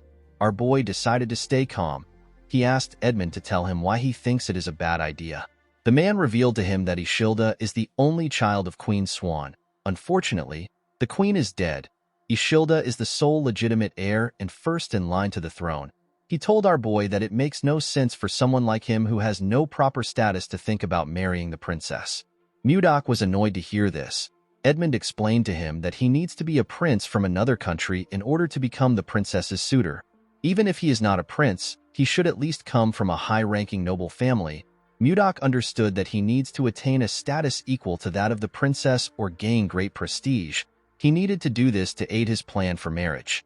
Edmund told him that he might have a shot if he achieves something significant. Mudok stood up. He decided to give it a shot. The merchant stopped him before he could leave. He asked him if he knows the rules that he must follow in the palace. Our boy was surprised to hear that there are rules to follow. Edmund could tell that he did not know. He moved close to his shelf and took out some books. He placed the books talking about proper etiquette on his table. Mudok was shocked to see the amount of books in front of him. Edmund knew that our boy might make a mistake if he lets him go like this. This mistake can affect their business. With a smile on his face, the man assured Mudok that he will thoroughly educate him. Our boy did not understand why the man seemed excited. He picked up a book and asked Edmund to take care of him. Mudok was forced to listen to Edmund's lecture all night long. The next day, we see Mudok dressing in front of the mirror. He stepped out of the store in really nice clothes. He decided to head to the palace. The scene shifts and we see our boy arrive at the palace. He greeted the king in an elegant manner. The king welcomed him with a bright smile. Mudok looked around. He noticed something odd. The officials were in the room. Our boy assumed that he was going to have a private meeting with the king. He did not understand why there were so many people. Ishilda gently whispered to our boy. She apologized to him. She did not intend on scheduling the appointment on a day like this. Due to how flustered she was, Mudok could tell that she wasn't lying. Next to the Duke was his son. Justin asked the princess about why our boy was there. Mudok remembered the boy as the little idiot he beat up. Our boy smiled and glared at Justin. The boy was infuriated. He wanted to curse Mudok. His father asked him to cease his behavior. He asked him if he plans on making a fool out of himself in front of the king. Justin calmed himself and told his father that he understands. Tomalova told Count Slave that Justin must have been through a lot. The Count told him that he is right. Tomalova cleared his throat and asked Mudok to tell him why he suddenly accepted his invitation. He told him that he has been disappointed for some time. Mudok told him that there is a reason for his actions. The king asked him to share his reason. Our boy explained to him that the Roll Merchant Association is currently very busy due to a shortage of manpower. He said that he is the busiest among everyone because he constantly has to produce ice. He told Tomalova that he wanted to get the ice done before meeting him. However, due to the constant barrage of daily orders, the ice he produces keeps running out. Mudok told the king that he kept postponing the invitation until today. Tomalova smiled when he heard this. He told Mudok that he never knew that he had a lot to do. He was not surprised to hear that our boy was busy because ice and ice cream are selling like hot cakes. Mudok thanked the king for his understanding. Our boy was happy to see that the king was not a difficult man. Compared to Chunhak, Tomalova seemed like an angel. The king asked our boy for his name. Mudok told him that he does not use his name. He asked the king to simply call him Magic Swordsman. Tomalova was not comfortable calling our boy with a title. He wondered about what he should do. Mudok felt like the king should just give him a name if he is not comfortable using a title. Ishilda actually told her father that he can personally give Mudok a name. Tomalova was surprised to hear this. Ishilda explained to him that he can bestow our boy with a title. The Duke was surprised to hear this. Tomalova was also surprised to hear this. The princess told him that a title is a perfect reward for someone who saved his life. Duke Icarus smiled when he heard this. He told the princess that she is right. He said that it is a brilliant idea. He believed that it was a fitting reward for the person who saved their king. He said that they need to honor this good deed for Mudok. He told the princess that her idea is really outstanding. Ishilda reluctantly thanked the Duke for his praise. She found it weird to see the Duke praising her. Tomalova told them that they are correct. He said that he cannot turn a blind eye to his benefactor. He stood up and told Mudok that he will give him a title. He grabbed a sword. He said that one word came to his mind when he saw our boy saving him. Tomalova asked Mudok to move closer to him. Our boy moved close to him and went on his knees. Although he did not like the fact that he was kneeling, it did not matter to him as long as he gets to marry the woman of his dreams. Tomalova took out the sword from its sheath. He referred to Mudok as the brave one who saved his life and the lives of his retainers without hesitation. He placed the sword on our boy's shoulder and gave him the title of Baronet along with the name Blizzard. Mudok remembered that blizzard means snowstorm in this world. Tomalova told Mudok that he has granted him permission for his name to be passed down to future generations as long as the Drake Kingdom exists. He referred to Mudok as Baronet Blizzard and asked him to rise. The king placed his hand on Mudok's shoulder. He told him that he would not have been there to do this if he did not save him. He thanked our boy for saving him. With a smile on his face, Mudok told the king that he will make this choice all over again if another situation arises. Duke Icarus reminded the king that Mudok saved his life. He said that they need to give him a land that fits his title. No baronet has ever been given a land. Tomalova told the duke that there will be some opposition to this decision. Icarus said that no one will dare to oppose the king's command. With a serious look on his face, the duke said that he will personally remind anyone who opposes about the weight of a king's decree. Tomalova did not understand the kind of game the duke was trying to play. He asked the other officials if they share the same opinion as the duke. The men seemed to be nervous. They noticed that Icarus was glaring at them. They quickly accepted his suggestion. Tomalova decided to accept the idea. However, he could not think of a land suitable for our boy. The duke told him that they actually have a land for Mudok. He reminded Tomalova about the northern icy lands he mentioned during the meeting they had a few days ago. The king was surprised to hear this. Icarus said that they actually need to send a lord there. He told Tomalova that everything has aligned perfectly. He said that Mudok's name and the northern lands are actually related. He said that a snowstorm in the northern lands is a very good omen. Tomalova realized that this was the duke's plan from the start. He wanted to make Mudok pay for hurting his son and his self-esteem. He already knew that something was strange from the moment that Icarus suggested that they give our boy a title. Ishilda could not believe that they wanted to send Mudok to the northern lands. Our boy wondered if they will really send him there and make him lord. He could tell that the duke wanted to drag him out of the capital because of his son. Our boy was actually happy. He did not see any reason for him to refuse because they were offering him lands. He decided to seize this opportunity to achieve merit and enhance his reputation. This will allow him to close the gap in status between himself and the princess. In the next scene, we see Edmund panicking after hearing that Mudok is going to the northern lands. He told our boy that the snowstorm is constantly raging. He said that avalanches are rampant. The place is extremely cold and the mana is incredibly unstable. He asked our boy if he is really going to the northern lands. Mudok gently took a sip of his tea. He told Edmund that he is going there. He assured him that he will be fine. He told him that he doesn't get cold. Edmund referred to him as Sir Magic Knight. He quickly corrected himself by calling him a baronet. He asked Mudok if he is some kind of yeti. Our boy asked him about what a yeti is. According to Edmund, a yeti is a creature of a legendary tribe that is said to only live in the northern lands. Its tales have been passed down since ancient times. Their form is similar to that of a human. They are nearly 3 meters tall, and the strength of their body is nothing to joke about. They don't feel cold, and they are known to be very violent. Mudok told the man that he finds his story interesting. Edmund said that it might be a legend since no one has ever seen a yeti. He revealed to our boy that people say that the people of the northern lands are warriors capable of defeating 100 men. Because of this, they hate being ruled over and refuse to acknowledge leaders. Mudok laughed when he heard this. He stood up and said that things will be interesting. Edmund did not expect this answer. Our boy explained to him that his fame will rise if he gains recognition from the northern people. Edmund believed that this was a very difficult task. When our boy opened the door, he saw something surprising. He saw his students outside waiting for him. Their eyes were filled with tears. In the next scene, we see Mudok talking to Savina and Leo. Our boy denied their request. He told them that the northern lands is a dangerous place to people like them who have barely started learning martial arts. Savina explained to their master that they still have so much things to learn. She asked him to tell her who will teach them once he leaves. Leo agreed with the girl. Savina bowed her head and begged him to allow them to follow him. Leo was surprised to see this. He quickly copied the girl. Before Mudok could scold them, he saw someone behind him. He saw the princess. Ishilda greeted him. Our boy wondered about why she came. He told her that she doesn't look well. He asked her if something is wrong. Ishilda told him that they can talk once he sends the children away. Mudok quickly turned around and asked his students to leave. Savina and Leo realized that this was their opportunity. Savina asked her master if he will grant their request.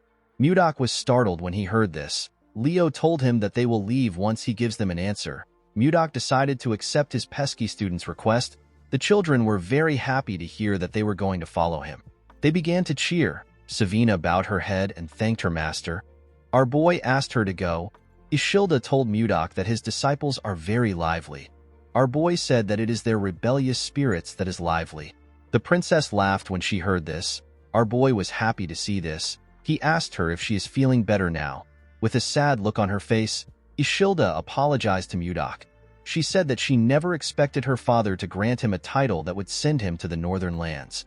Our boy was actually happy to hear the apology. He thought that Ishilda just resembled Wayan. However, they both shared the same kindness. He remembered that Wayan actually apologized to him in the past because of her father's behavior. She also said that it was her fault. Mudok decided to tease Ishilda. He said that he wouldn't have had to go to the northern lands if he did not receive a title. Ishilda was surprised to hear this. With a sad look on her face, the girl said that it is her fault. Mudok found it adorable that she was taking responsibility. He told her that an apology will not change the fact that he still has to go to the northern lands. Ishilda started feeling bad. She asked him if there is anything that she can do to ease his mind. Our boy said that it will be good if he receives a lucky charm or a talisman. The princess asked him about what a lucky charm is. Mudok moved close to her and grabbed her. He told her that a lucky charm is a kiss filled with genuine concern for the other person. Ishilda screamed when she saw our boy close to her. Mudok realized that he teased her too much. He turned around and told her that he needs to prepare for his departure. He asked her to forget what he said. Ishilda was annoyed to see that he was going to leave after saying what he wanted. She believed that he was being rude. When she laid eyes on Mudok's back, she saw him in different clothes. They were the clothes he wore in his former world. The princess felt something wonderful in her heart. She asked Mudok to wait.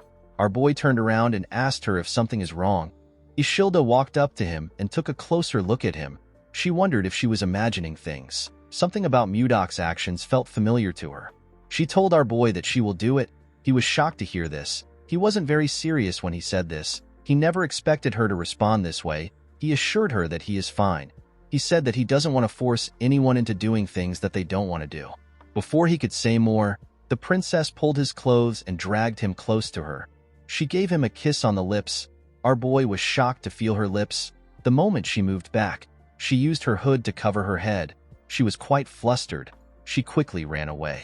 Mudok just stood there like an idiot. He could not believe that he just kissed the princess. He put himself together and said that he needs to succeed and return. The scene shifts and we are taken to the very cold northern lands. The men in a bar talk about how they have gotten a new lord. They heard that our boy saved the king's life. They heard a rumor saying that Mudok defeated 100 men to save the king. A bald man said that Mudok is actually a sixth circle mage with a swordsmanship that is so strong that even a sword master cannot handle him.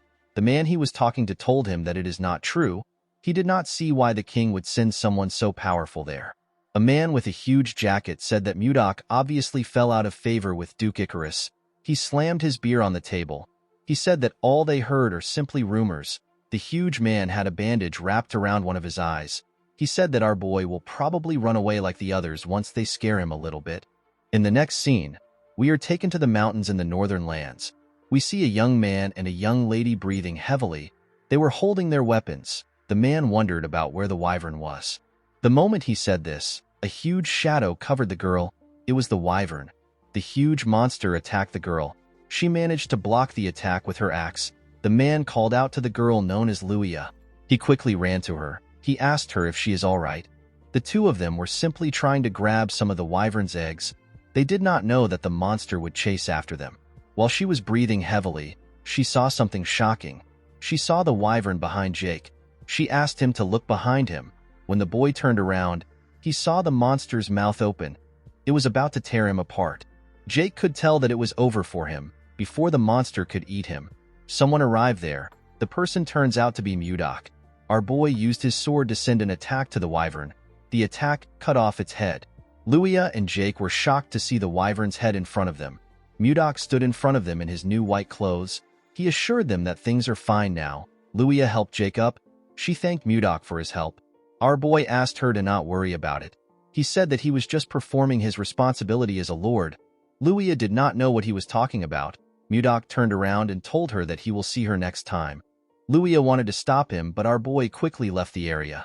Luia was shocked to see how fast he was. She did not even catch his movements. Jake noticed something shocking. He told Luia that the wyvern eggs are gone. In the next scene, we are taken to a castle. We see Mudok smiling as he sat on his throne. He did not expect the place to be empty.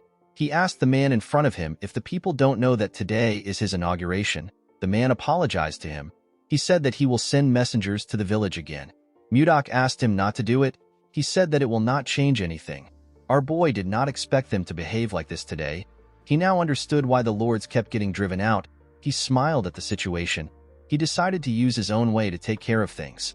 A few days later, we see the huge man step into the bar. He was shocked to see what was in front of him. All of the men were covered with bruises. He asked them about what happened. He asked them if Mudok did this to them. An older man with a lot of beard said that it was actually our boy. He said that he has to acknowledge Mudok's skills even if he doesn't like him. The bald man said that our boy is quite fast. He said that he couldn't move the moment Mudok touched him. He revealed to the huge man that the pain from our boy's hand technique is indescribable. While they were talking, someone barged in. He said that the scoundrel has arrived. He told them that the scoundrel is in the village square right now. The huge man did not expect Mudok to come there. He said that he will take a look at our boy. The men were happy to see that the greatest warrior of Carolyn was going to step up. They asked the man known as Max to defeat Mudok. At the village square, our boy looked around. There were a lot more people there than he expected. While he was looking around, someone called out to him. The person turns out to be Luia. Our boy was surprised to see her. Before she could move close to him, someone tapped her on her shoulders. When Luia turned around, she saw her father. Her father turned out to be Max. The man asked her about why she is there. Luia told him that she came to look at what was happening because a lot of people were gathered there. Max explained to her that the new lord is there. Luia was surprised to hear about a new lord. She realized that this was why Mudok said that it is his responsibility as a lord. She reminded her father about how she told him that someone saved her when she went to steal the ice wyvern's eggs. Max quickly realized that their new lord saved his daughter's life. This made things complicated for him. He could not fight his daughter's savior. Of course, the real reason he was scared was because Mudok killed the ice wyvern with a single blow. It is a wyvern that is stronger than the regular kind. Even someone as powerful as him could not do something like that. Max realized that he needed to acknowledge our boy. Unfortunately, he couldn't still back down. He stretched out his hand to Mudok and introduced himself as the greatest warrior of Carolyn. Mudok did not shake his hand. He introduced himself as Blizzard. He said that he is the newly appointed baronet of Carolyn. Max told him that he heard that he goes around the village mercilessly beating people up. Mudok said that he was simply teaching those who were trying to rebel a lesson. With a cold gaze in his eyes, he asked Max if he is going to behave like those people. Max told him that he actually has an offer for him. Our boy asked him to tell him his offer. According to Max, Carolyn is an extremely cold place. This is why people have been drinking alcohol to endure the harsh weather since ancient times. The man asked Mudok to have a drinking match with him. Our boy accepted the match. Max asked him to think things through. He revealed to him that the alcohol is so strong that it can burn one's body. Mudok told him that he doesn't care. He told Max that he must recognize him as the Lord and follow him unconditionally if he wins. The other warriors believed that Mudok was insane to make a drinking bet with Max. They referred to the alcohol as Finna and said it is impossible to win Max when it comes to Finna. With a serious look on his face, Max asked our boy to keep his promise. The scene shifts and we are taken to the bar. We see Mudok and Max sitting together. A large amount of alcohol were poured into huge mugs and placed on the table. Max asked our boy if he is sure about this. He told him that it is not too late to back out. With a smile on his face, Mudok said that he cannot go against his words as a lord. He said that they can start now. Max smiled when he heard this. He asked our boy to not regret what he said. In the next scene, we see Max struggling to keep his eyes open. He was feeling dizzy. His daughter and one of his friends had to tap him to keep him awake. His friend asked him if he is okay. He told him that he passed out for a moment. Max couldn't believe what he was hearing. He couldn't believe that the best drinker in Carolyn passed out. Luia was worried about her father. She asked him to give up. Max brushed it off. He told her that he is not yet drunk. He did not want to accept the fact that he was losing. He grabbed a mug and told Mudok that they should have one more drink. Mudok poured him some drink. He advised the man to not overdo things. Max was shocked to see that our boy was drinking like there is no tomorrow. When he tried to pour Mudok a drink, he poured it around the mug.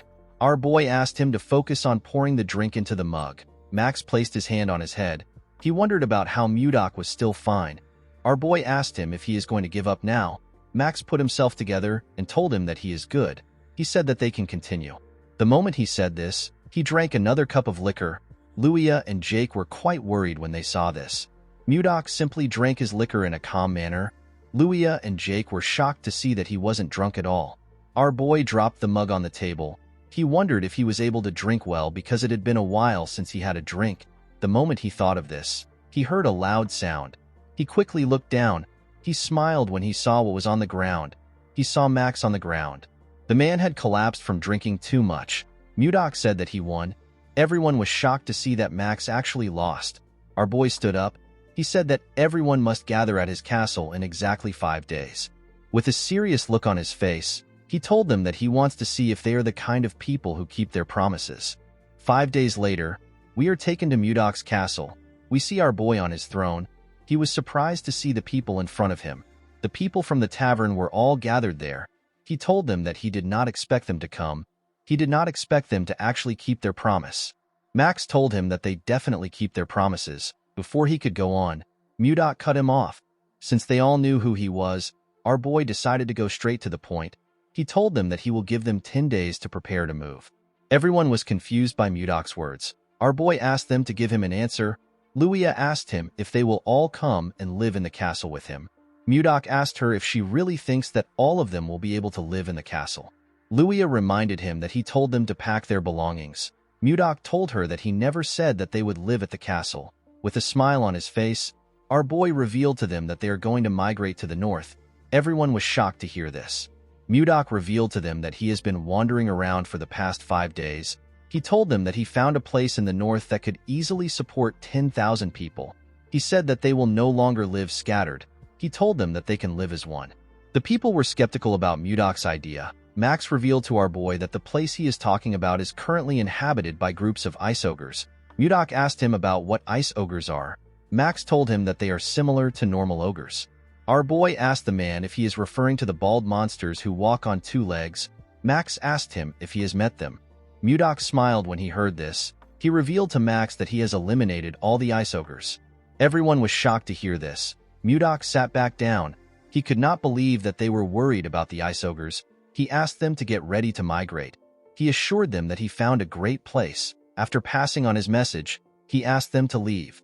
The next day, we see Mudok stretching his body. While he was stretching, someone greeted him. When he turned around, he saw Luia and Jake. Luia explained to him that she was frustrated that she wasn't able to greet him properly. She told Mudok her name. Jake also introduced himself. Our boy told them that he understands why they came to see him. He revealed to them that he was actually going to call for them. The two of them were surprised to hear this. Mudok assured them that it is not a big deal. He asked them to not be too nervous. With a smile on his face, he asked them to follow him. Our boy took the two of them to another part of the castle. When they arrived there, Luia and Jake saw something shocking. They saw the hatchlings of the ice wyvern. Luia was annoyed to see that it was Mudok who snatched the eggs. She asked him if he knows how hard they worked to get them. She asked him about why he did such a thing. With a smile on his face, Mudok asked them to tell him the person who saved them that day. Luia and Jake did not know what to say. When Jake tried to scold Mudok, he cut him off. He asked them to take the ice wyverns away. Luia was shocked to hear this. She asked him if he is certain. Mudok explained to her that he thought about raising them, but they eat too much and are very loud and noisy. He said that he can't think straight with them around. The wyverns were just too much for our boy. Luia told him that there is no point in taking the wyverns now. This is because wyverns perceive the first person they see after hatching as their mother. Mudok was annoyed to hear this. He could not believe that he had to continue taking care of this troublesome monsters. Jake asked him to stop spouting nonsense. He told him that ice wyverns are precious. Luia explained to him that ice wyverns are larger and stronger than most monsters. She told him that he has the opportunity to raise very powerful creatures. Jake said that he would have properly trained the wyverns and comfortably flew to Texten. Mudok asked him about where Texten is. According to Jake, Texten is located 1,000 kilometers west of Carolon. It is the second capital of the Gaia Kingdom. It is a place that doesn't lack anything. Mudok asked Jake if they can fly to such a distant place on the wyverns. Jake said that they should be able to reach there and be back in an hour. Our boy was shocked to hear this. He asked Luia to tell him how he can tame the wyverns. She asked him if he has changed his mind. Mudok said that he has. With a smile on his face, he said that he has come up with a brilliant idea. A few days later, the residents of Carolyn began a large migration under Mudok's instructions. While they were walking, Savina ran up to her master. She called out to him. Mudok turned around. The girl informed him that people are having a hard time. Our boy was not surprised to hear this. This people have been migrating for 3 days straight. Mudok realized that there are still people who don't trust him and are still hesitating. He knew that this people will soon change their minds once they arrive at their destination. He called for everyone's attention. He asked them to hang in there even if it is hard. He assured them that they are almost there. The man with a lot of beards told Mudok that they don't even know where they are going. The bald man said that they are not completely certain that there are no ice ogres there. Mudok pushed his sword into the snow. He reminded them that he already defeated the ice ogres. He asked them to tell him how they can call themselves brave warriors of Carolyn when they are so scared. The moment he said this, he turned around. Savina called out to her master. Mudok told her that this is enough for them to understand. With a smile on his face, he told his student that she will understand everything once she sees the place by herself. In the next scene, we see Mudok and his students arrive at a huge cave with a large entrance. The cave was quite spacious and deep. Leo could tell that this was the place his master was talking about. Mudok told him that he had a hard time finding this place. He said that he liked it a bit. The people were shocked to see how big the cave was. Luia was surprised to see that there was warm water in the cave. While they were looking around, Mudok called for their attention. He told them that the place used to be the hideout for ice ogres. He told them that they will now live in this place. He said that they need to name the place since they will be living there. The people began to cheer when they heard this. Our boy wanted to give the place a name similar to the Northern Sea Palace. While he was thinking, he got an idea. He announced that this place will now be known as the White Castle. The people seemed to like the name. Mudok looked into the cave. He wondered about when the ice wyverns were going to return. The moment he thought of this, he heard a loud sound. He recognized this sound. Inside the cave, we see a cube fire lightning bolts at the wyverns. The monsters were electrocuted. They fainted on the ground. The person who was controlling the cube wondered about why wyverns were inside the cave. Immediately he asked this question. Mudok appeared behind him. He asked him about why a mage is inside the cave. The man was startled when he heard our boy's voice. He quickly turned around. Before he could attack, Mudok appeared in front of him. He used his finger to strike his acupoints. The mage lost control of his body.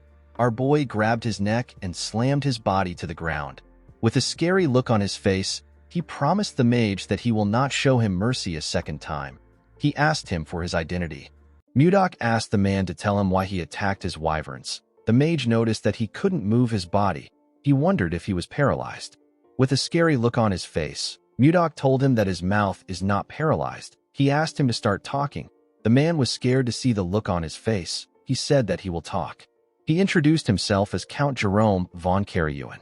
Mudok did not expect the man to be a count.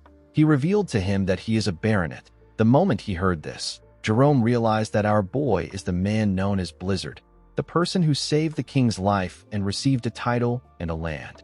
Mudok did not expect him to know him.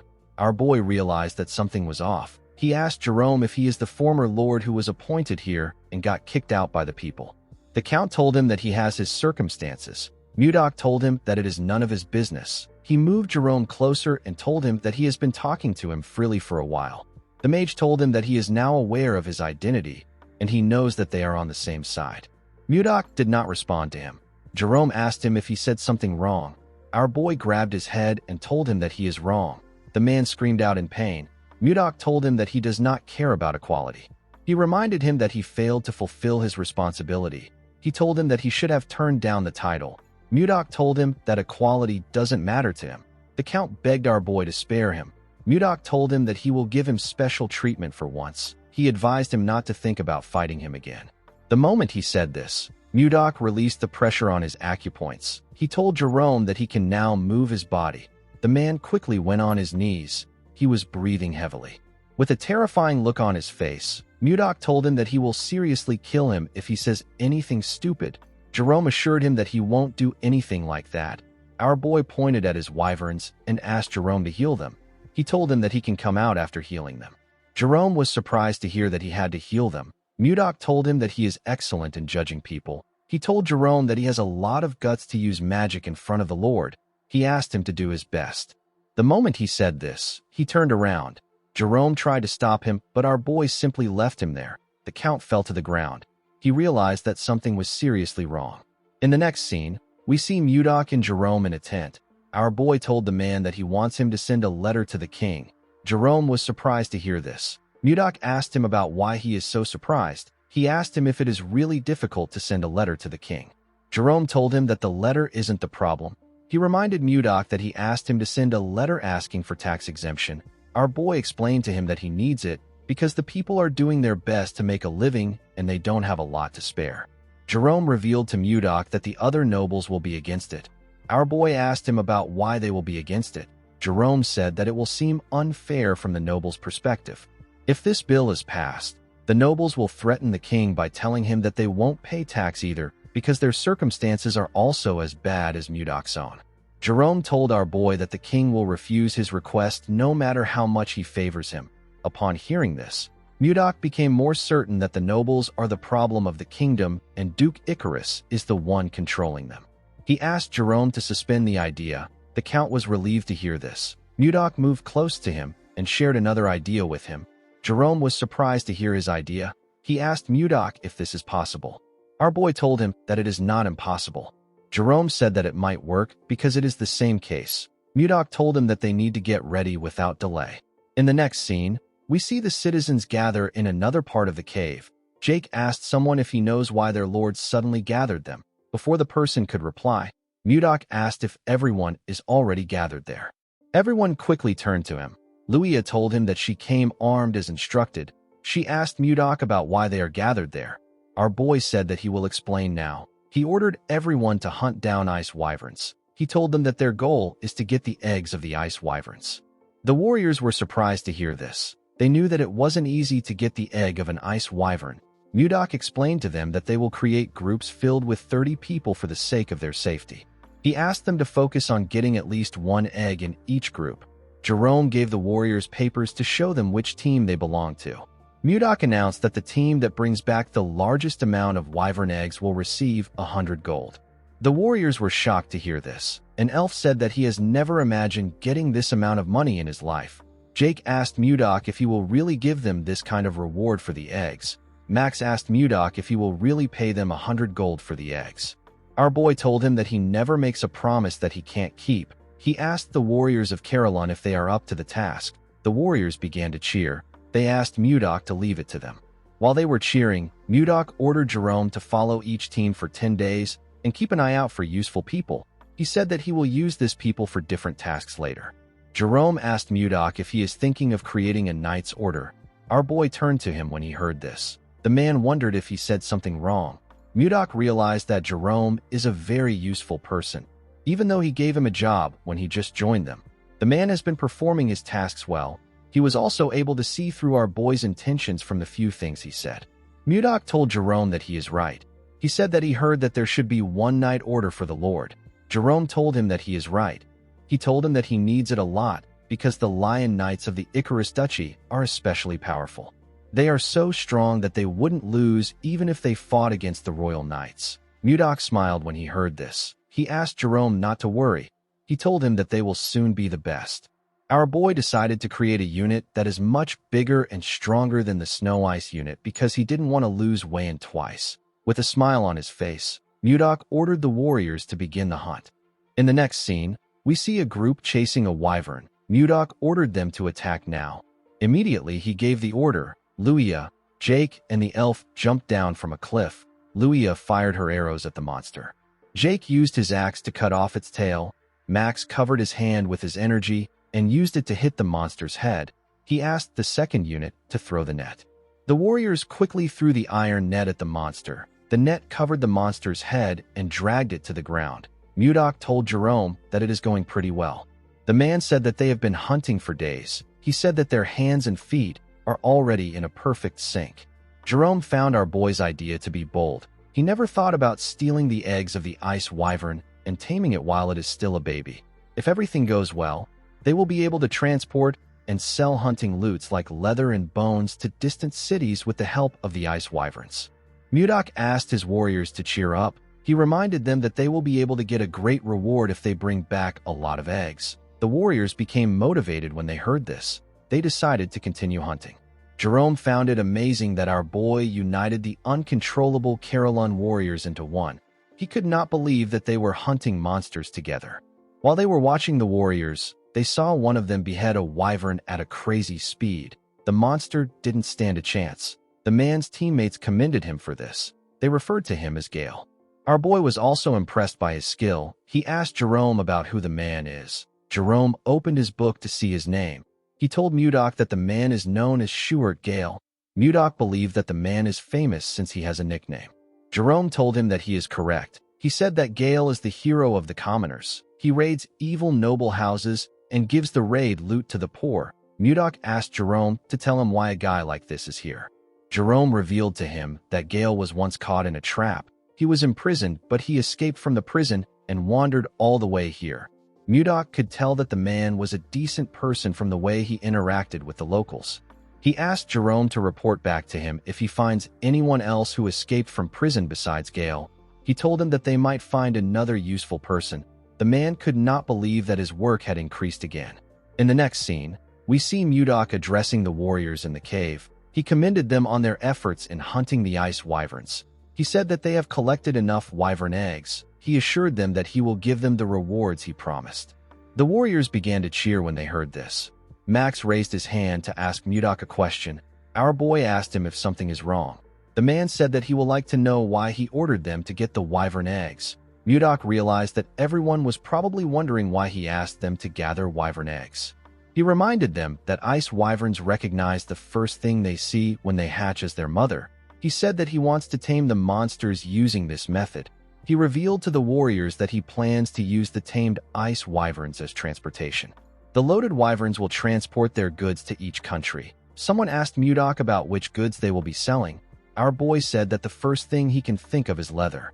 With a smile on his face, Mudok told them that their main product will be the Ice Ogre tribe. Max and the other warriors were shocked to hear this.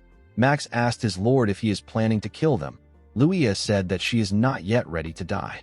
Mudok ordered his warriors to calm themselves. They quickly closed their mouths. Our boy asked them to tell him the person who wiped out the ice ogre that had been lurking around this white castle not too long ago. The men told him that it was him. Mudok told them that they are correct. He asked them if they really believe that he is going to allow them to become an ogre's food. The warriors realized that things are different from before. They believe that things will work out with their current lord. Mudok asked them if they are interested. The warriors shouted that they are. Our boy told them that he will give them the rewards like he promised. Before he could say anything else, one of his disciples ran to him. The boy called out to him. Mudok told Leo that he is still talking. He asked him about what is happening. Leo apologized to his master. He told him that it is something urgent. While breathing heavily, the boy revealed to Mudok that Savina is dying. Our boy was shocked to hear this. The scene shifts, and we see the other two disciples with Savina. The girl was shivering on the ground. Luffy covered her with a jacket. Sabina thanked him for the jacket. Annie was sad to see that Savina was still shaking. Luffy asked her to hang on. He told her that their master will soon arrive. The moment he said this, Mudok asked them about what is going on. The children quickly turned around when they heard their master's voice. Mudok quickly checked the girl's body. He was shocked to see that her body was in such a terrible condition. Savina told her master that everywhere is so cold. Mudok asked his students to tell him how she became sick. He asked them to tell him in detail. The students explained to him that they were helping Osborne find a place to build a nest for the ice wyvern eggs. While they were looking around, they discovered a huge flower field full of glacial flowers that they had only seen in books. Savina wanted to show their master the flowers, so she took some from the ground. When they returned with the glacial flowers, Savina fell to the ground and began to tremble. The kids were shocked to see this. Leo asked their master about what they should do. He said that Savina might not wake up. Mudok patted him on the head and asked him to calm down. He told him that this won't happen. Our boy decided to take a look at the glacial flower. He was surprised to see the flower. He was certain that this was the snow ice flower. He could not believe that this was what they were calling the glacial flower. This flower is the one and only elixir of the North Sea and the Central Plains. Mudok wondered about how it was in this world. His students asked him to save Savina. Our boy decided to think about the flower later. He asked Leo to carry Savina and follow him. He said that they are going to the training ground. Leo quickly carried Savina to the training ground. Our boy asked him to put her down on a bed. The boy gently placed her down. Mudok commended him for this. He told his disciples that he is going to start treating her now. He asked them not to enter the room until he gives them the permission to step in. The students stepped out of the room. Before closing the door, Luffy begged his master to save Savina. Our boy assured him that he will. He looked at the snow ice flower in his hand. The glacial flower is known as a mysterious flower that endlessly emits cold air. However, in the northern sea palace where Mudok lived, the fruit of this flower was a priceless elixir. The extreme cold of the flower makes it difficult to obtain the fruit. However, it is a different story for someone like Mudok who has mastered ice chi. Our boy blew some cold air on the fruit to refine it. Savina collapsed because her ice chi wasn't strong enough to withstand the cold. Mudok put the fruit into the girl's mouth. He poured his energy into her and called out to her. He asked her to open her eyes. The moment she heard this, Savina opened her eyes and raised her head. She was surprised to see her master in front of her. As our boy poured his energy into his student, he spoke to her through telepathy. He asked her to sit up straight and try to circulate her chi. Savina accepted his order. She quickly began to circulate her energy. The cold energy went round her body. Mudok noticed that the cold chi in her body has completely stabilized thanks to the circulation of her internal energy.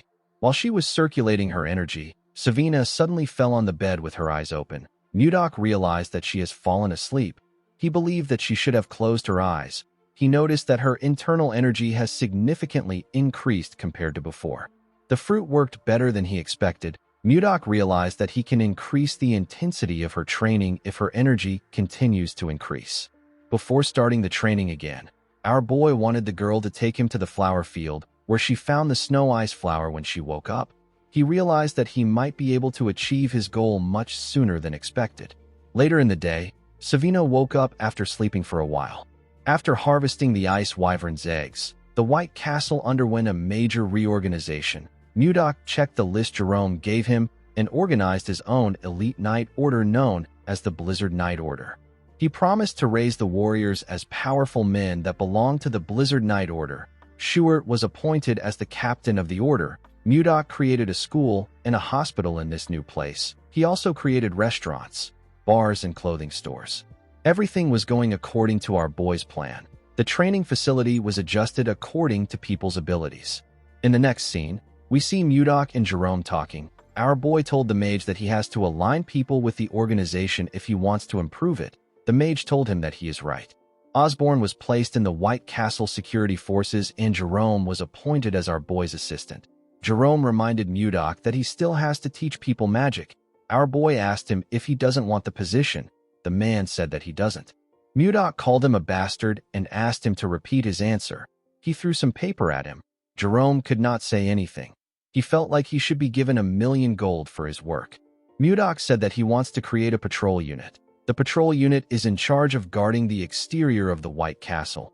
It is also responsible for scouting Carolyn and bringing in scattered residents. Mudok said that he will be the captain of this unit. He decided to create another armed group called the Wyvern Knights. Jake begged Mudok to allow him join this group. Our boy did not know if he was making the right decision. For now, there weren't any wyverns big enough to carry adults, so the group was put on hold. Once the number of Wyvern Knights is finalized, the remaining eggs will be used by the Carolyn merchants. Mudok told Luia that it is a secret that he is the chief of the merchants. He told the girl that she will act as his proxy. Luia accepted his offer. A few days later, we see Jerome running somewhere. He was carrying a briefcase. He remembered that Mudok told him that he will reduce his workload. He wondered about how troublesome things will be today. While thinking, he stepped into a room. He apologized for being late. Max asked him not to worry. He said that the meeting just started. When Jerome looked around, he noticed something odd. Savina was also in the room. He remembered that the girl was unwell recently. He wondered why she was there. Mudok asked him to sit down. He asked Osborne to continue his report. Osborne said that the security unit hasn't been around for a long time, and yet they have already locked up 20 people in prison. The problem is that more than half of these people are fugitives who came from outside.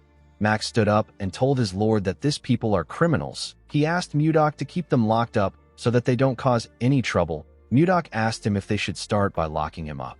He reminded the man that he is the main culprit of the rebellion that drove out the former leaders like Jerome. Max said that this is different. He said that it was self-defense to protect Caroline from the central nobles. Mudok asked him if he considers his actions as a noble struggle and Schuert's actions as petty theft. Max realized that he was being irrational. He apologized to Schuert for his actions. The man asked Max to not forget what causes the suffering of the commoners. He told him that they will discuss this later since they are in a meeting. Mudok did not expect Max to be so narrow-minded.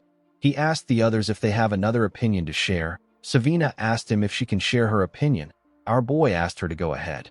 Savina told Mudok that the villagers must have a terrible view of fugitives for Max to react like this. Our boy agreed with her. The girl reminded him that they have to start ogre hunting tomorrow. Mudok asked her about what this has to do with anything. Savina suggested that they put the prisoners at the forefront of the hunt.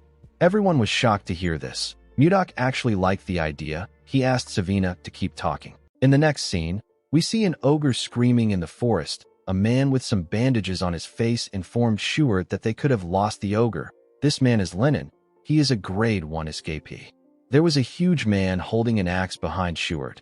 This man is Gregor. He is also a grade 1 escapee. Schuert ordered the men to attack the ogre once they get far enough. He asked them to erase the monster's tracks and attack it. The men accepted his order. While the ogre was looking around, Lenin and Gregor charged at it from behind. They landed their attacks on the monster's back. The ogre screamed out in pain. It quickly turned around. Gregor asked Lenin to watch out. He told him that a counterattack is coming. The monster swung its huge club at Lenin. The man was surprised to see its club coming towards him. He realized that it was too late for him to dodge. Before the club could hit him, Schuert charged at the monster. He ordered Lenin to get down. Lenin quickly bent his head to dodge the attack. Schuert used the opportunity to land multiple attacks on the ogre. The monster screamed out in pain. While it was screaming, Schuert and the men charged at it. They used their weapons to tear the ogre apart. The scene shifts, and we are taken back to the time that Savina suggested that they put the escapees at the forefront of the hunt. Mudok really liked her idea. Osborne asked her if she wants to send them to the front lines and get rid of them. He told her that her plan is very extreme. Savina shook her head. She explained to the man that it will be much more humane than locking them up in prison. She reminded him that her master is going to join them. She told Osborne that her master is not someone who discards manpower so easily. With a smile on her face, Savina told the men that people's perceptions of the escapees will start to change once they fight with them.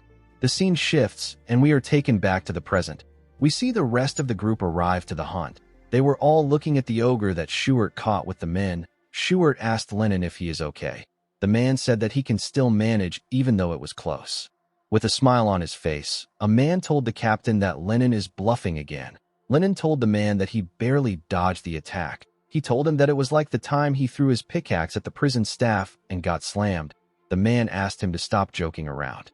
Gregor placed his hand on his friend's shoulder and told him that they got a hefty reward. He told him that they need to celebrate with a round of drinks. Lenin told his friend that they need to take this chance to make a fresh start. He told Gregor that he won't pay no matter how he tries to sweet-talk him. Gregor laughed when he heard this. He told his friend that he got smacked too hard. Mudok smiled when he saw how they interacted with one another. He could tell that they have built up their teamwork through cooperation. He couldn't believe that his disciple thought of this idea. He realized that he made the right choice by accepting her as his disciple. While Mudok was watching the man, we see something watching him from the distance. The monster was carefully watching him as if it was cautious of him. In the next scene, we see one of the hunting groups tracking an ogre. A man asked another man with a mask to slowly fall back in the direction of the ambush. One of them heard a sound coming from the woods. He asked the masked man if he heard it too. The man raised his bow.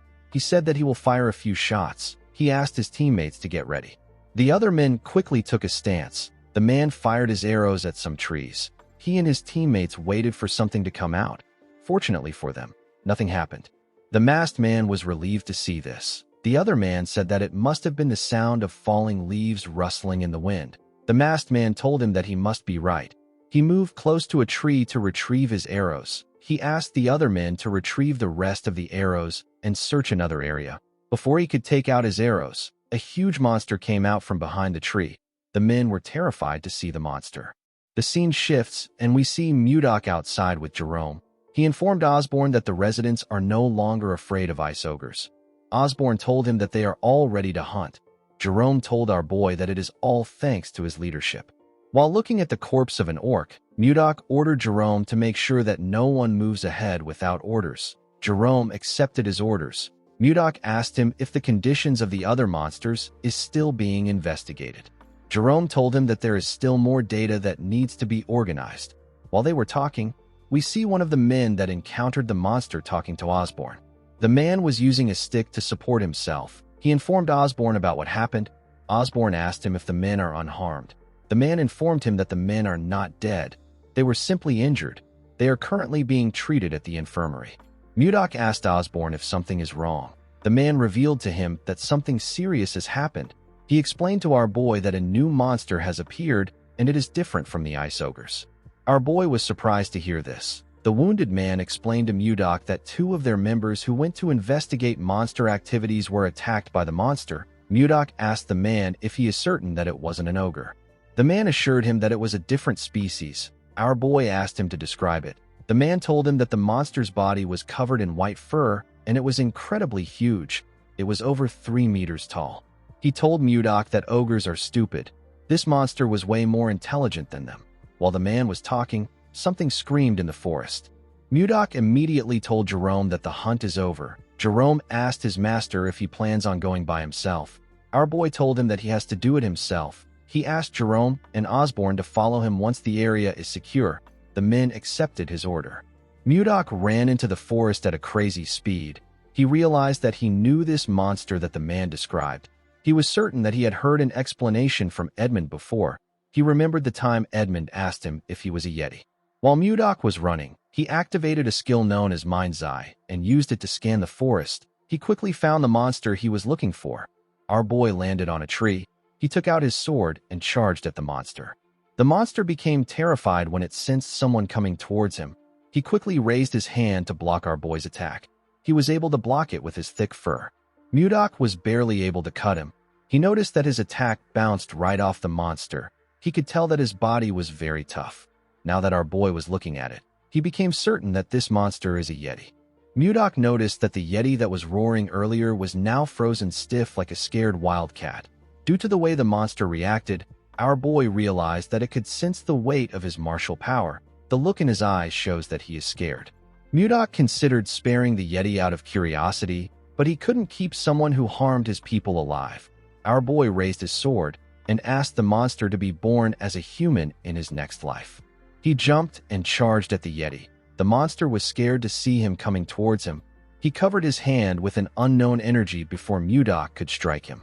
When Mudok's sword got close to the monster, it destroyed everything around him and cleared the area. Our boy believed that he had won the fight, but he was wrong. When he looked at the ground, he didn't see anything there. He recalled that the Yeti suddenly emitted a light and vanished along with his energy just before it was struck down. Our boy wondered about the kind of magic the Yeti used. He recalled that the light was green. He remembered that he heard something about this from Luffy when he first came to this world. Mages of the 5th circle or higher can use space travel magic called teleportation. Most mages stay at the 1st or the 2nd circle. Mudok understood that the 5th circle must be something between the transformation realm and the profound realm in the cultivation world. He could not believe that a monster covered in white fur used such an extraordinary magic. Of course, this didn't really matter to Mudok. Even if it was spatial movement, our boy could still catch up to it. He turned around and fired his energy in the direction of the monster. He tore through the forest with his ice chi. Unfortunately, the Yeti still escaped. Mudok did not expect a big monster like that to run off like a rat. He could still sense the Yeti's presence nearby. Even though it was teleporting, it couldn't get very far from our boy. Mudok could tell that the monster was about 1.5 kilometers away from him. While looking around, our boy felt something. He carefully placed his leg on a tree. He sensed a cave below. When he arrived at the entrance of the cave, he saw something shocking. He saw a huge library. He could not believe that there is a library in the middle of this snowy field. While he was looking around, he found the Yeti behind a shelf. He told the monster that he should make some efforts if he is going to hide. The Yeti begged him not to come closer. Mudok assured him that he is not going to eat him. He asked him to calm down. He asked the Yeti if he is a human. The Yeti told him that he isn't. He said that he is a great warrior of horse. He told him that his name is Condal. Our boy wondered if he had heard about a warrior of horse. Jerome appeared behind him and told his master that it is a term that means Yeti. Mudok commended Jerome on finding this location. The mage informed his master that there were signs of destruction nearby. He told him that something like that would be impossible for anyone except his master. Jerome thought that a natural disaster occurred when he saw what his master did. Jerome wondered why a legendary race like the Yeti that has been in existence since ancient times was in a library like this. Mudok said that he was about to ask Condal about it. He hit his hand on the wall and asked Condal to tell him where he came from. Condal didn't say anything. With a look of anger on his face, our boy asked him if he is trying to run away again. He released his ice chi and asked Condal to speak quickly. He told him that he is not a very patient person. Condal became scared. He revealed to Mudok that he is from Gulag. Our boy asked him if Gulag is his village. Condal nodded his head. Mudok asked him if a lot of Yetis live there. Condal told him that he is right. While they were talking, Jerome was looking at the books in the library. Something in the library caught his attention. Mudok asked Condal to tell him why he killed his people. With a scary look on his face, he asked him to choose his answer carefully. Condal told him that he didn't kill anyone. He used his hand to beat his chest and told our boy that he is a great warrior of horse. He said that people don't die after getting hit by his bat. With a serious look on his face, Mudok asked him if he is telling the truth. Condal looked into his eyes and told him that he is. While looking through the books, Jerome told his master that Condal is telling them the truth. He said that the two men only sustained injuries. There were no deaths. Mudok recalled that the man said that the men were in the infirmary. He realized that no one actually said that someone died. Condal told him that he drove the humans out because they entered the sanctuary first. He said that he would never attack first. Mudok told Jerome that the men must have trespassed into the Yeti's territory while they were hunting the ice ogres. The man told him that he is right. Our boy realized that Edmund gave him the wrong information about Yetis. He called Condal Kongdao and asked Jerome to heal his injuries. Jerome corrected his master on his pronunciation of the Yeti's name. While Jerome was healing him, Mudok called out to Condal.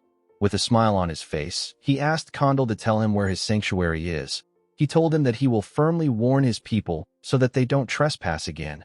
Condal was very happy to hear this. With a scary look on his face, Mudok told Condal that he has been speaking informally to him the whole time.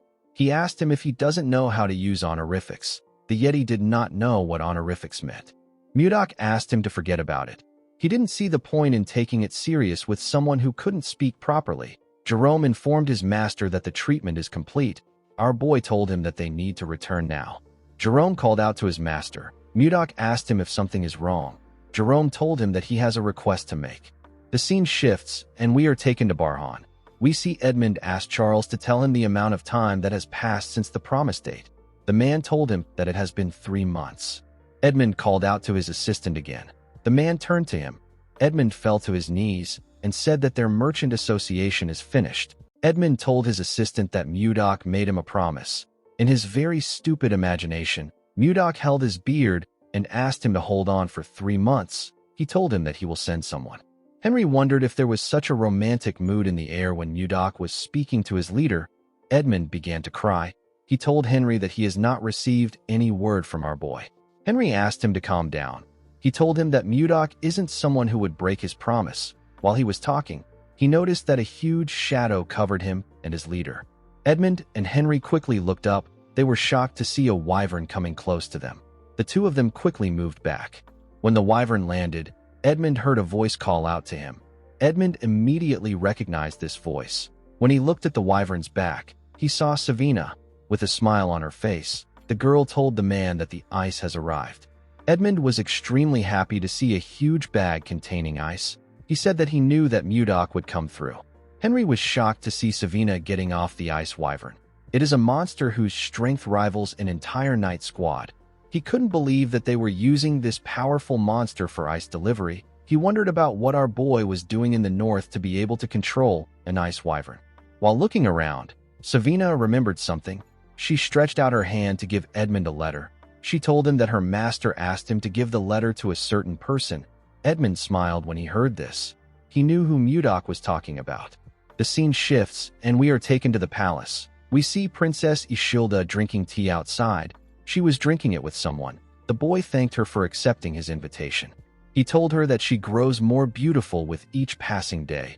Ishilda thanked Justin for his compliment. He took a sip of his wine. He realized that the princess is still as cold as ever.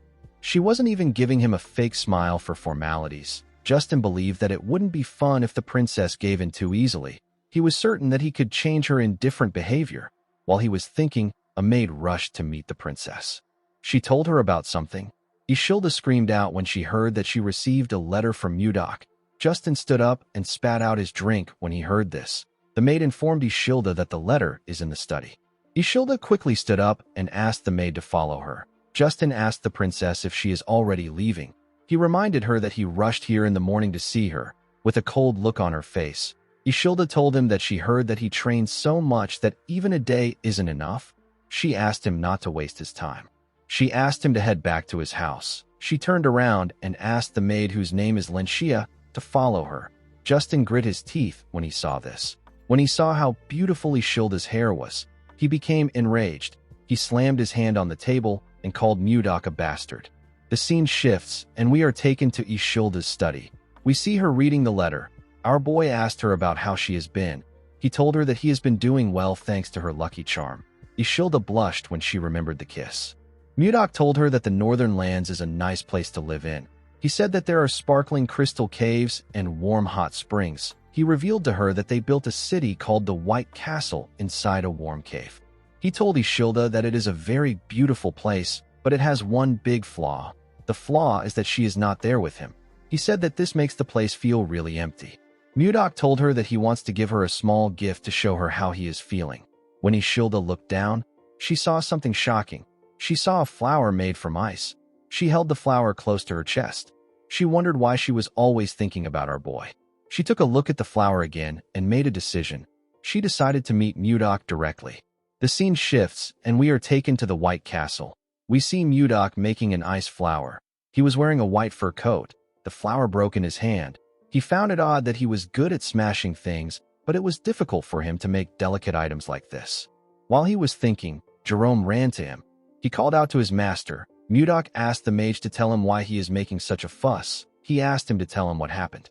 Jerome told his master that he needs to come to the office right now. He said that he has made a huge discovery. He told Mudok that it is a once-in-a-lifetime event. Mudok asked him to calm down. He told him that he will follow him. He poured the ice shards on the numerous ice shards next to him. Those were the ice shards from the previous ice flowers he tried to make. At the office, Jerome revealed to our boy that the library he found belongs to an ancient mage. Mudok acted surprised. He asked Jerome to tell him what the big deal is. The mage told his master that his reaction is too poor. He explained to him that this is a huge discovery. He told Mudok that it is a relic of ancient humans, a key to reviving lost magic and a stepping stone to break past the fifth circle. Mudok didn't really care. He noticed something odd. He turned to Jerome and told him that he is sensing something intense coming from his waist. Jerome was shocked to hear this. With a shaky tone in his voice, he told Mudok that it is not important. He said that he didn't report it because it was worthless. Mudok used his chi to drag a bag out of Jerome's clothes. Jerome became scared. With a smile on his face, our boy told the mage that he needs to see it since he is trying so hard to hide it. When he opened the bag, he found something odd inside. He found some shiny rocks inside the bag. Jerome explained to his master that he wasn't trying to hide the stones. He told him that the stones are filled with condensed mana. They are called mana stones. Mudok asked Jerome to tell him what he wanted to use the mana stones for. Jerome gathered his mana and revealed to Mudok that he is currently a fourth circle mage. He has nearly reached the fifth circle, but he hit a wall that has been holding him back for a while. He told Mudok that he believes that a mana stone might help him overcome it. Our boy understood that it wasn't easy for him to surpass his current level. He told Jerome that he understands how he feels. The mage thanked him for this. Mudok revealed to him that he will not allow him to use the mana stones. Jerome was annoyed to hear this. He explained to Mudok that increasing his power will benefit the White Castle. He begged our boy to allow him use it. Mudok denied his request. He explained to him that he might be able to break through his wall with the mana stones now. He asked him about what he will do after that. He asked him if he will start searching for another mana stone again. Our boy told Jerome that this isn't important when stepping into a new realm. The important thing is the efforts he makes to gain true understanding. Mudok explained to him that growth comes from time and effort. It has no shortcuts. Jerome clenched his fist and released it. He realized that his master was right. He recalled that he reached the fourth circle with his own efforts. Jerome remembered someone telling him that magic isn't something he can learn in a hurry. The man told him that he will be able to understand what magic is as he slowly progresses. Jerome told Mudok that he started forgetting his grandfather's words without realizing it. Mudok was relieved to see that Jerome understood him. He was already ready to beat his intentions into him. He asked Jerome to tell him what they can use the stones for apart from increasing his ability. The mage revealed to him that it can be used in almost every magic. It is extremely versatile. It can be used in mana amplification, barrier shields, and even communication spells. Mudok was shocked to hear this. He asked Jerome if a person can communicate without a mage with the mana stones. Jerome told him that he is correct. He explained to him that someone without magic can communicate with it, as long as he casts communication spells on the mana stone. He told Mudok that this is a high-quality mana stone. They can use it to communicate all the way to the Zeba Empire across the sea. Our boy picked up a cup and asked Jerome if he knows the most important thing in governing a country. Jerome said that he is not sure. Our boy revealed to him that it is the speed of information. He told him that the country that gathers and delivers information faster can change the game. He ordered Jerome to turn all the mana stones into communication stones. The scene shifts, and we are taken outside the White Castle. We see Mudok, Jerome, and Osborne standing outside. Jake called out to our boy with the mana stone and asked him if he can hear him. Mudok and Osborne were surprised to see this. Our boy told Jake that he can hear him clearly. He asked Jake about how far he has gotten. While riding a wyvern, Jake told Mudok that he is 10 kilometers above the plains from the White Castle. He told our boy that he can hear him perfectly. Mudok was happy to see that the signal did not have any interference. He said that the communication stones test is a success. He announced that they will use the communication stones to stay in contact from now on. The moment he said this, he heard Jake saying that the wyvern is amazing. Jerome and Osborne became worried when they saw that the boy interrupted their master. He asked the wyvern to do a triple spin nosedive. Our boy was annoyed to hear the boy's voice. He ordered him to come back. He squeezed the communication stone and ordered Osborne to increase the training intensity when Jake returns. Jerome begged his master not to break the communication device. Before Mudok could break it, someone called out to him. When he turned around, he saw some wyverns landing in front of the White Castle. The person who called out to him was Savina. The girl told him that she is back. Mudok was happy to see her. He asked her to come in. In the next scene, we are taken to the meeting room. We see everyone seated. All of them now had new white uniforms. Mudok was reading a letter in the room. Savina asked her master if there is something wrong with Edmund's letter. Mudok told her that there isn't. He revealed to her that he asked Edmund to send him information about the political climate of nearby countries. He said that Edmund talked about it in great detail. Mudok noticed that a particular name was mentioned a lot of times in the letter. The name is Anos. The name felt strange to Mudok. He asked the people there if they know anything about Anos. Schuer was surprised to hear the name. He told Mudok that he has never seen Anos himself. He said that people say that he is a grand sword master. Everyone was shocked to hear this. Mudok didn't know how to react. The members could not believe that there was someone more powerful than a sword master. They thought that there wasn't a single person on the continent that was above a sword master. With a terrifying tone in his voice, Mudok ordered his men to keep quiet. Everyone quickly shut their mouths. They were all scared. A grand sword master is at the realm of harmonization in the Central Plains. Someone in the realm of harmonization would be able to create a sword manifestation. Mudok was disappointed when he found out that there were only 10 people who could use sword aura in this world. To a warrior like him, a life without worthy opponents is very dull. He could not believe that a master of the harmonization realm has shown up.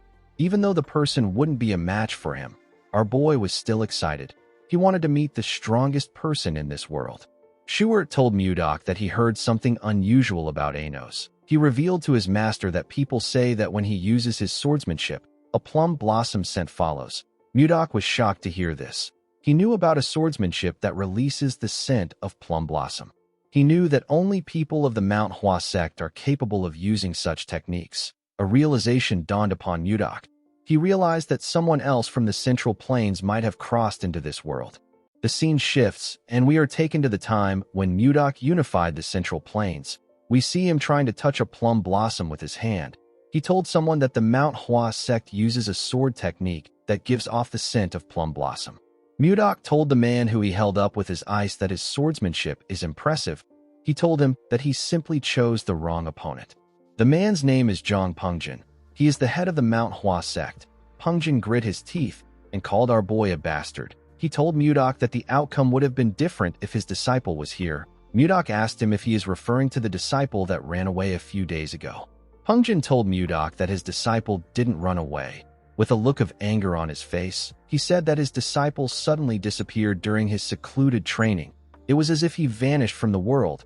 At the time, Mudok thought that this was a ridiculous excuse, but after coming to this world, our boy began to believe what Pengjin said. He wondered if Pengjin's disciple is actually Anos. Jerome asked Mudok if this is everything the letter said. Our boy told him that there is nothing really important in the letter. He told his cabinet that he was told that the kingdom sent an inspection team. Everyone was shocked to hear this. Jerome asked Mudok to tell him if something is wrong.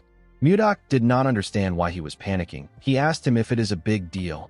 Jerome told him that it is. He explained to Mudok that there are only two reasons why an inspection team visits. It is either a royal sightseeing trip or the capture and execution of traitors. Jerome believed that they needed to be prepared. He asked Mudok about when the inspection group is coming. Our boy raised his hand and pointed outside. Jerome quickly turned around. Mudok told him that it is currently 1 p.m. He said that the group has already arrived. Outside the palace, we see a large amount of soldiers waiting. Jerome and the others were shocked to see the amount of soldiers that came. They even saw some knights among them. Justin stepped forward in an armor. He called upon Mudok and asked him to come down and receive the inspection group with proper manners. Mudok quickly appeared in front of him. He greeted Justin and asked him if his arm is now better. Justin was annoyed to see our boy mocking him. Members of Mudok's group were surprised to see him on the ground. They did not know how he was able to quickly get there. Jerome wondered about what his lord was thinking. He did not know if our boy was going to kill them and commit treason. Mudok smiled and asked the princess to come out. Ishilda asked Justin to refrain from making threats. She stepped out and took off her hood. She asked our boy if he has been well. In the next scene, we see Ishilda smiling as she looked around the White Castle. She was surprised to see how beautiful the crystal cave was. She told him that she wants to see the hot springs. Our boy asked her to follow him. Mudok found out that the inspection group came there for a royal sightseeing trip. After Ishilda read his letter, she begged her father until he let her come with the inspection group. While showing her around, Mudok told the princess that she is still as stubborn as ever. He reminded her about the lucky charm she gave him. Ishilda began to blush when she remembered the kiss. She told Mudok that the topic is off limits for now. Upon seeing how shy she was, Mudok realized that she is still the same way she was in the Central Plains. As he walked past some ice crystals, our boy realized that it has been a long journey for him. He conquered the martial world to avenge Wayan, and after a long detour, he finally met her again. Even though her appearance has changed, Mudok was simply happy that he gets to be reunited with her. Ishilda was quite happy to see the hot springs. She said that it is quite beautiful. Mudok hugged her and told her that she is even more beautiful to him. Ishilda was surprised to hear this. Our boy told her that he really missed her. He then called her Wayan. Ishilda's expression became grim when she heard this. She let go of him. Mudok immediately realized that he messed up. Ishilda asked him about who Wayan is. Mudok told her that the name accidentally slipped out. Ishilda explained to him that she likes the way he looks at her. She could feel affection from the gaze in his eyes. She said that she just realized something today. She asked our boy if his affection is directed towards her or the woman known as Wayan. Mudok was shocked to hear this. Seeing that he could not give her a response, Ishilda turned around. Before she could walk away, Mudok called out to her. Ishilda covered his mouth with her hand before he could say anything.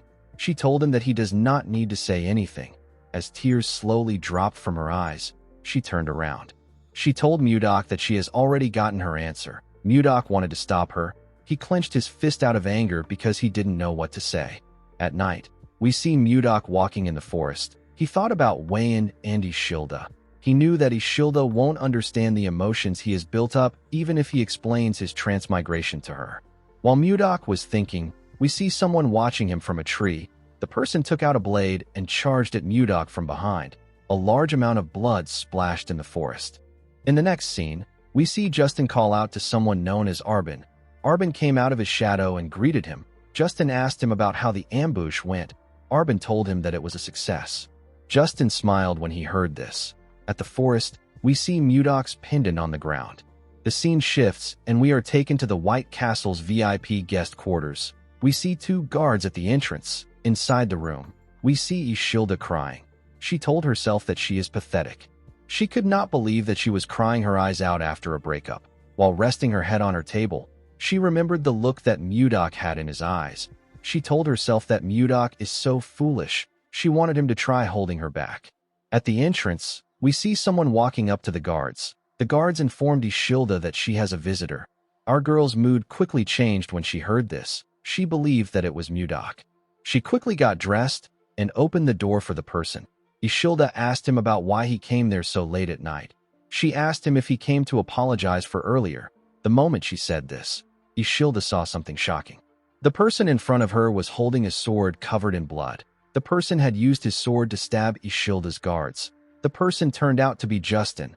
With a creepy smile on his face, the sadistic bastard asked Ishilda to pardon his late-night visit. Our girl was shocked to hear this. She quickly rushed to grab the handle of the door. Before she could touch it, Justin used his sword to cut it off and destroy the door. Ishilda was sent flying. She could not believe that the door got torn apart easily. She realized that this was a sword imbued with magic.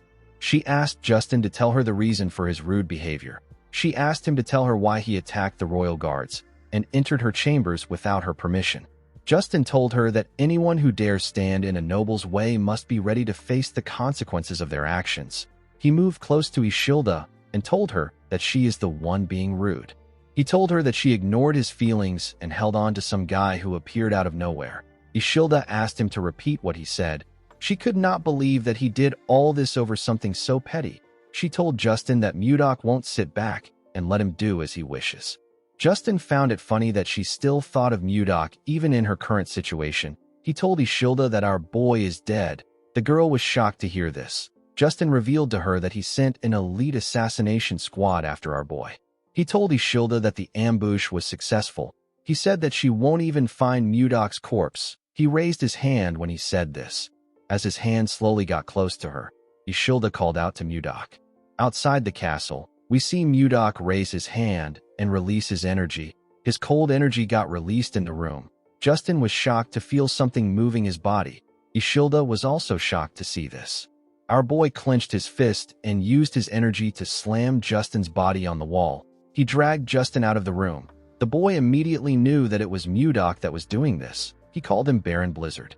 Our boy threw Justin to the ground and ran into the room. He covered Ishilda with his jacket and asked her if she is okay. He gently smiled at her. Ishilda was quite happy to see him. She told him that she is fine. She asked him if he is okay. While they were talking, we see Justin's sword releasing a dark energy in the room. Our boy was able to sense this energy. He quickly raised his hand and used it to block the attack of the sword. He realized that the sword was being controlled with chi. The sword moved past him and went outside. We see someone grab the sword outside. Mudok pulled Ishilda up and called Justin a bastard. He saw the boy wearing an armor that released an ominous energy. Our boy realized that Justin has planned this entire thing thoroughly. The scene shifts, and we are taken to the past. We see Justin telling his father that he wants to take Mudok down. The armor he is wearing was in his father's room.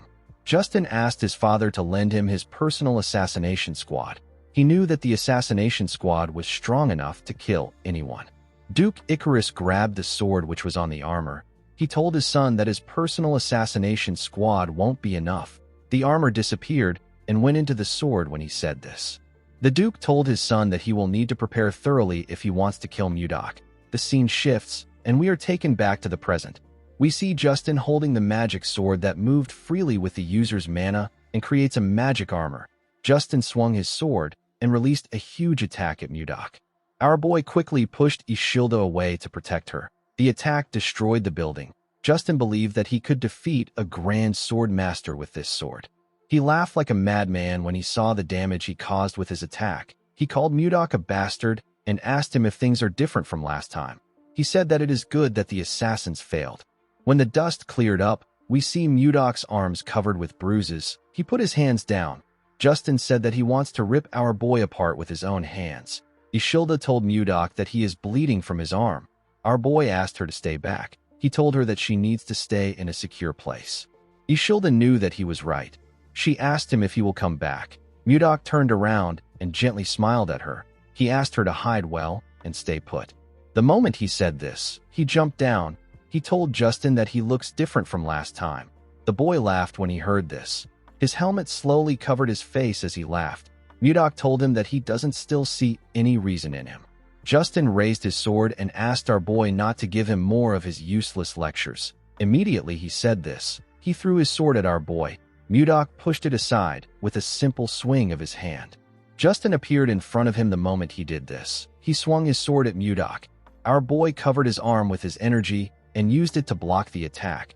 Due to the clash of their energies, they both got pushed back. Justin appeared in front of Mudok and asked him to stop his nonsense. He smiled when he saw that he was in front of our boy. He believed that he got him on the ropes. He believed that Mudok was already worn out from fighting the assassination squad. He was certain that this was the perfect time to kill Mudok. He raised his sword and told our boy that this is the end. The moment he said this, Mudok fired his energy at him and used it to knock his sword out of his hand. Justin was shocked to see that our boy fired at the same hand which he injured before. He fell on his knees and held his wrist, which had turned red. Mudok moved close to him and told him that they are at a good range. He told him that his attacks won't be able to reach the princess at their current range. Justin was surprised to see that Mudok pretended to be hit just to create some distance between them and Ishilda. Our boy explained to him that a cornered rat will bite a cat if it is desperate. He told him that a rat bastard like him could harm Ishilda. Justin grit his teeth out of anger when he heard this. He stood up and quickly put the armor together. He told Mudok that he has underestimated him. Immediately he said this. Mudok placed his hand on his breastplate. He told Justin that he was actually just being cautious. He told the boy that he does not want to lose Ishilda again. The moment he said this, Mudok released his attack on Justin. His attack froze the entire cold forest. It touched everything around them. Justin fell on his knees. His armor began to fall apart. Justin did not understand what was happening. While shivering, the boy realized that something was wrong with his mana. He could not gather his mana. Mudok advised him not to waste his time trying to gather mana.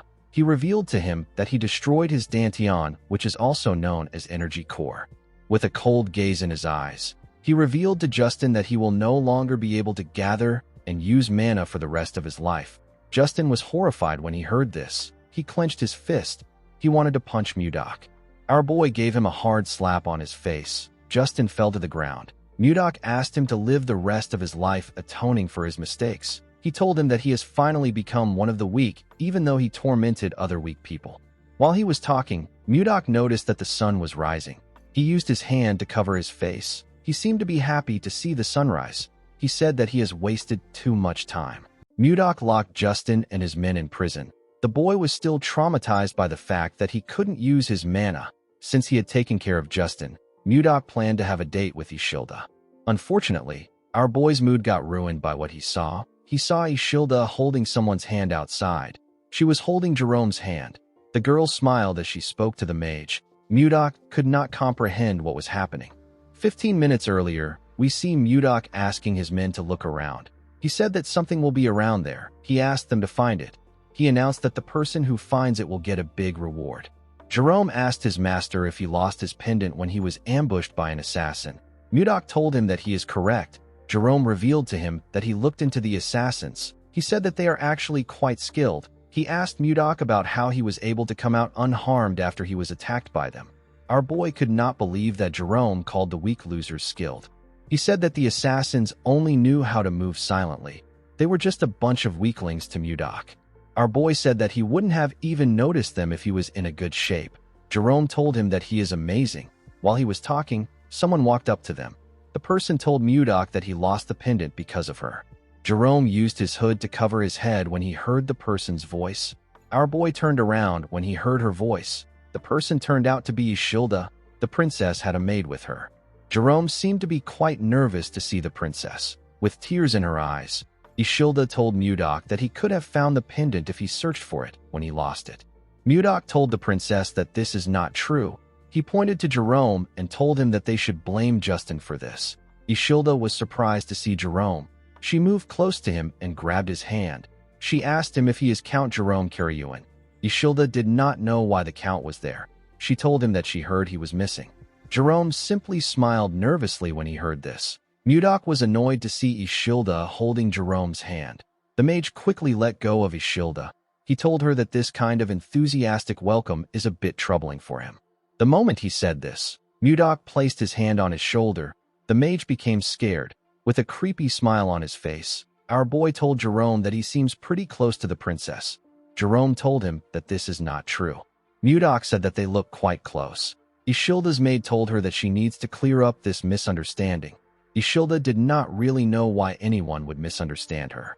While Mudok was choking the count, Ishilda revealed to him that Jerome was the person she respected most. She said that the count is an amazing person. According to the princess, Jerome is a true noble who cares for the people. She said that she felt bad that he got exiled to a barren place. She was quite sad when she found out that he went missing. Mudok asked him about why he never spoke about this. Jerome told him that no one goes around bragging about their own good deeds. Mudok asked the princess about why she spoke about Jerome in the past tense. The princess said that things are different now that she knows him. She blushed when she said this. Our boy also blushed. Before he could say anything, Ishilda turned around and ran. She said that she will help him look for the pendant on this side. Her maid quickly ran after her. After separating herself from Mudok, Ishilda stopped to catch her breath. While breathing heavily, Ishilda looked down. She saw the pendant buried in the snow. She quickly bent down to pick it up. Her maid caught up to her when she went down. Ishilda called out to the maid, whose name is Renchia. She said that this is the pendant that Mudok is looking for. The maid did not expect her to find it. She said that she will tell Mudok immediately. While looking at the pendant, the princess remembered the look on our boy's face when he mentioned Wan. She was certain that this pendant had something to do with Wan. Renchia called out to the princess. She told her that she has the same expression as Mudok. Ishilda was quite angry when she remembered how Mudok reacted. She asked her maid if she really looked like him. The woman nodded her head at her. She told Ishilda that there is no need for her to rush. She assured her that Mudok is thinking about her the same way she is thinking about him. Ishilda stared at the pendant when she heard this. At first she was jealous, but now she is curious about the situation. She wondered about the woman who could win the heart of someone like Mudok. Ishilda gave our boy back his pendant. She was quite curious about who Wayne is. The scene shifts, and we see someone break a glass containing the Lotus of Love. The person turned out to be Wayne's father. Chunhak asked his daughter to move the trash away. He could not believe that she was telling him about a lotus that blooms for true love. He told Wayne that she is spouting nonsense. He reminded her that she already has a fiancé. He advised her to stop getting distracted by such stupid things. He asked Wayne to get ready for the marriage he arranged. Wayne stood up and told her father that he needs to open his eyes. She said that lovers who make the twin lotus flower bloom are blessed by everyone as soulmates. The girl was sad that her father only spoke about a political marriage even after witnessing such a miracle. She told her father that the martial alliance must matter to him more than his daughter. Chunhak was hurt by her words. He clenched his fist out of anger. Wayne reminded him that he abandoned her mother for the martial alliance. Before she could say anything, Chunhak ordered his guards to lock her up. He ordered them not to allow her go to the ice palace until the wedding is over. He asked them to keep her under strict surveillance. With tears in her eyes, Wayne called out to her father. She begged him to not do this. The girl told herself that she should have never returned there. In the next scene, we see Ishilda open her eyes. She wondered why she had such a weird dream. The scene shifts and we see Ishilda and her maid looking at a hot spring. Ishilda was still thinking about the woman she saw in her dreams. She wondered about who she was. While she was thinking, Mudok walked up to her. He asked her if something is wrong. The girl turned around and told him that she is fine. With a sad look on her face, she told Mudok that there is nothing to worry about. Our boy noticed that she was sad. He turned around and asked the princess to join him on a trip to clear her mind. Ishilda did not expect to hear about a trip. When they went outside, they saw a screaming wyvern slowly coming close to them. Rinchio went down and put her hands on her head. She was quite terrified. Ishilda was actually fascinated. She did not expect to see ice wyverns. She was quite excited. She said that she has never seen ice wyverns that were tamed. Mudok explained to her that the wyverns have been trained since they were little. He assured her that the wyverns are very friendly. He asked her not to fear them. The moment he said this, he saw some people walking towards them. It was Jerome and Jake. Jerome was carrying a suitcase. He told his master that departure preparations are complete. Mudok asked him if he also prepared something. Jerome said that he did. Immediately he said this. Something jumped out and landed on the ground. Renchia screamed when she saw the thing. Jerome apologized to her for scaring her. He introduced her to a smaller version of Condal. He told her that he is a Yeti. Ishilda was shocked to hear that she was looking at a Yeti. She recalled that the Yetis are a legendary tribe said to live in the snowy fields. The princess quickly picked the Yeti up. She said that she never imagined Yetis to be a small and cute race. With a nervous look on his face, Jerome told the princess that he is glad she likes him. Our boy gave him a thumbs up. Before seeing Ishilda, Mudok told Jerome that the princess will be startled if she sees Condal. He asked the mage to shrink him with magic. Jerome told his master that magic isn't almighty. He said that he will still do it. Ishilda placed Condal on her head and pressed his fluffy fur. She smiled brightly as she touched the Yeti. Mudok was happy to see her smiling. He told the princess that they need to go now. He called out to a wyvern called Lilith. The wyvern bowed her head to him. Mudok got on her and stretched his hand out to Ishilda. He asked her to take his hand. Ishilda blushed when she heard this. She raised her hand and grabbed Mudok's hand. Our boy helped her sit on the wyvern. After the princess sat down comfortably, Mudok tapped Lilith's rope. The wyvern began to flap its wings when this happened. Everyone and their wyverns went into the air. Jerome and Jake flew behind our boy and Ishilda. The princess was quite scared to be in the sky. She closed her eyes and held on to the saddle. This was her first time coming up in the sky. She told herself that she will be okay since she is with Mudok. With a smile on his face, our boy asked the princess if she will like to look ahead. Ishilda carefully opened her eyes. She was shocked to see what was in front of her. It was a beautiful sunset. Ishilda could not believe her eyes. Mudok asked her if she is feeling a bit better now. Ishilda did not expect to hear this. She smiled when she realized that our boy has been worried about her all along. She told Mudok that she feels better thanks to him. Our boy smiled when he heard this. He asked the princess to hold on tight. Ishilda did not know why he said this. Mudok made his wyvern speed up and pierce through the clouds. The scene shifts, and we see the group arrive at their destination. Luia welcomed them. She told Mudok that he should have at least sent word to her in advance. Our boy reminded her that they are far away from each other. He asked her about how they were going to contact her. He told the girl that she can report the trade matters to Jerome. Mudok told the mage that he is counting on him. Jerome was shocked to hear this. He told his master that he is basically doing everything. He asked Mudok about what he will do. Our boy said that he will be dining with Ishilda at a nearby restaurant. He asked the mage to finish everything before he returns.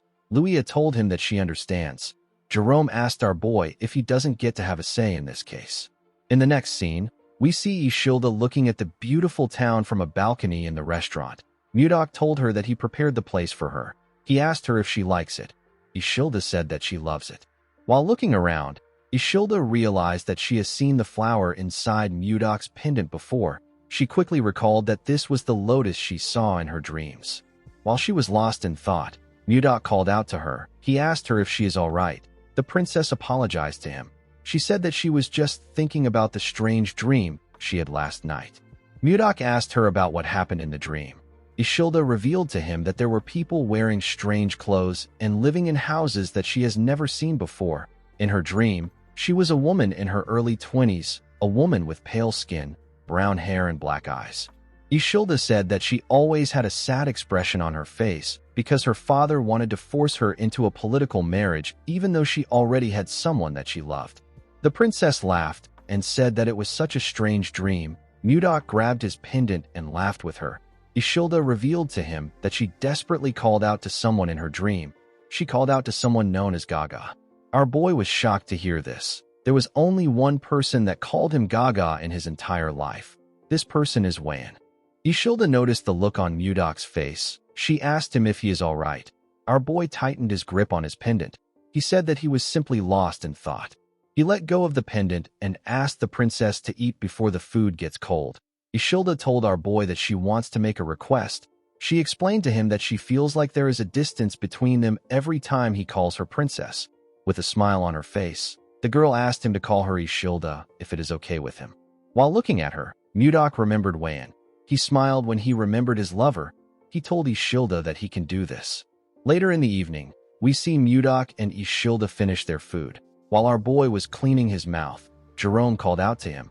He asked him if he enjoyed his meal. He revealed to him that he has finished the work with the 1010 firm. Ishilda was surprised to hear the name of the firm. She asked Jerome if there is a place in the Drake Kingdom called 1010. Mudok realized that he messed up.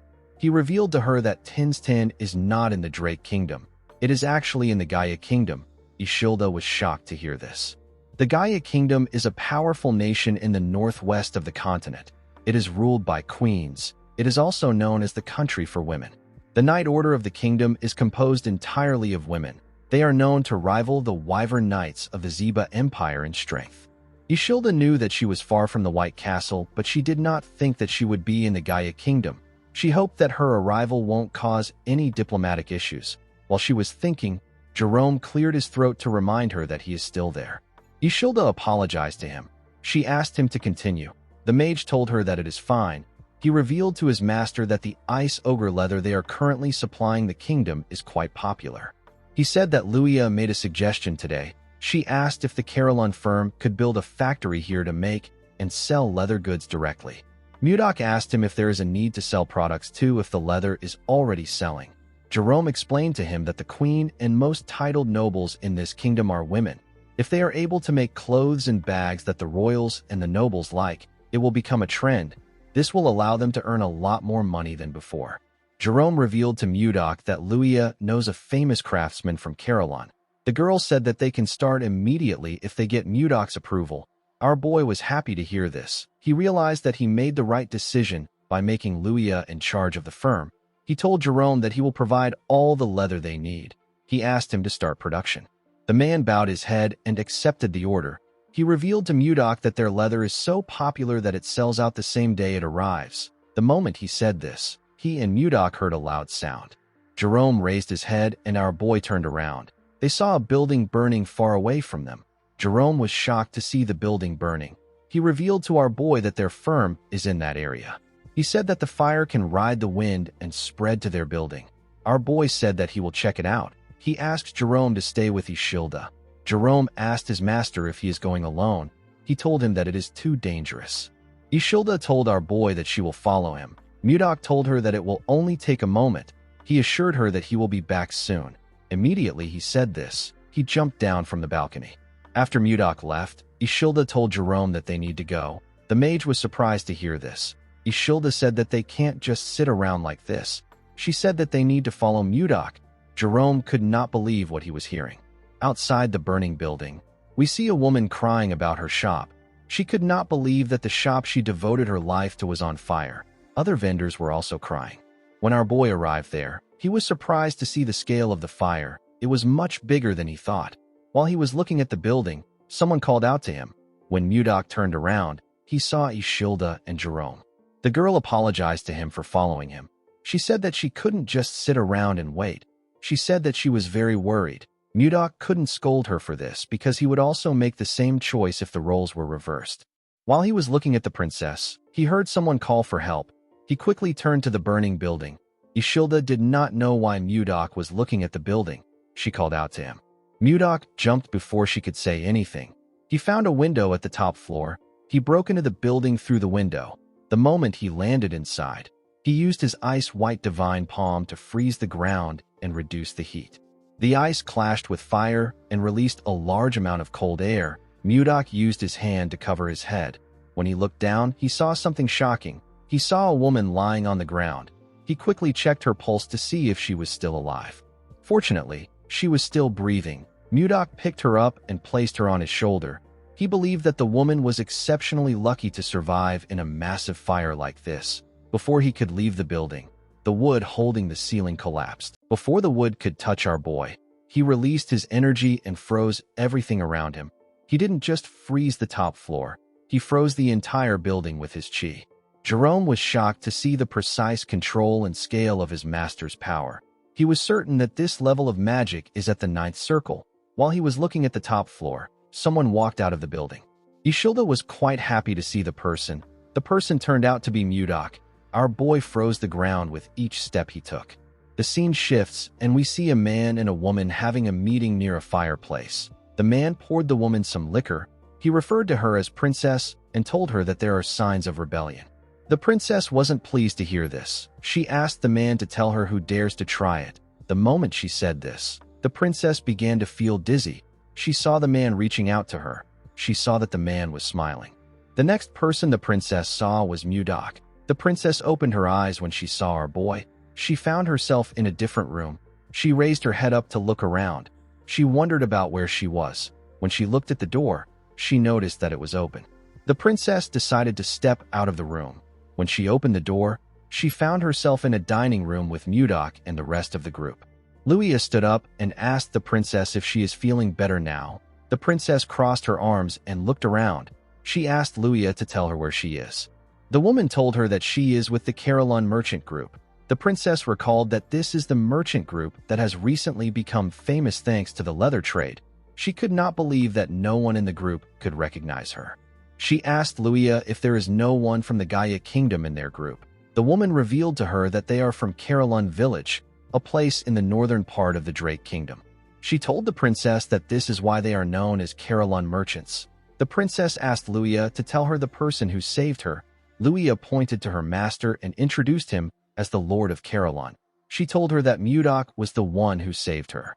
The princess's eyes shined brightly when she saw our boy. She moved close to Mudok and told him that she has to thank him for saving her. With a confident look on her face, the princess introduced herself as Siler McMahon.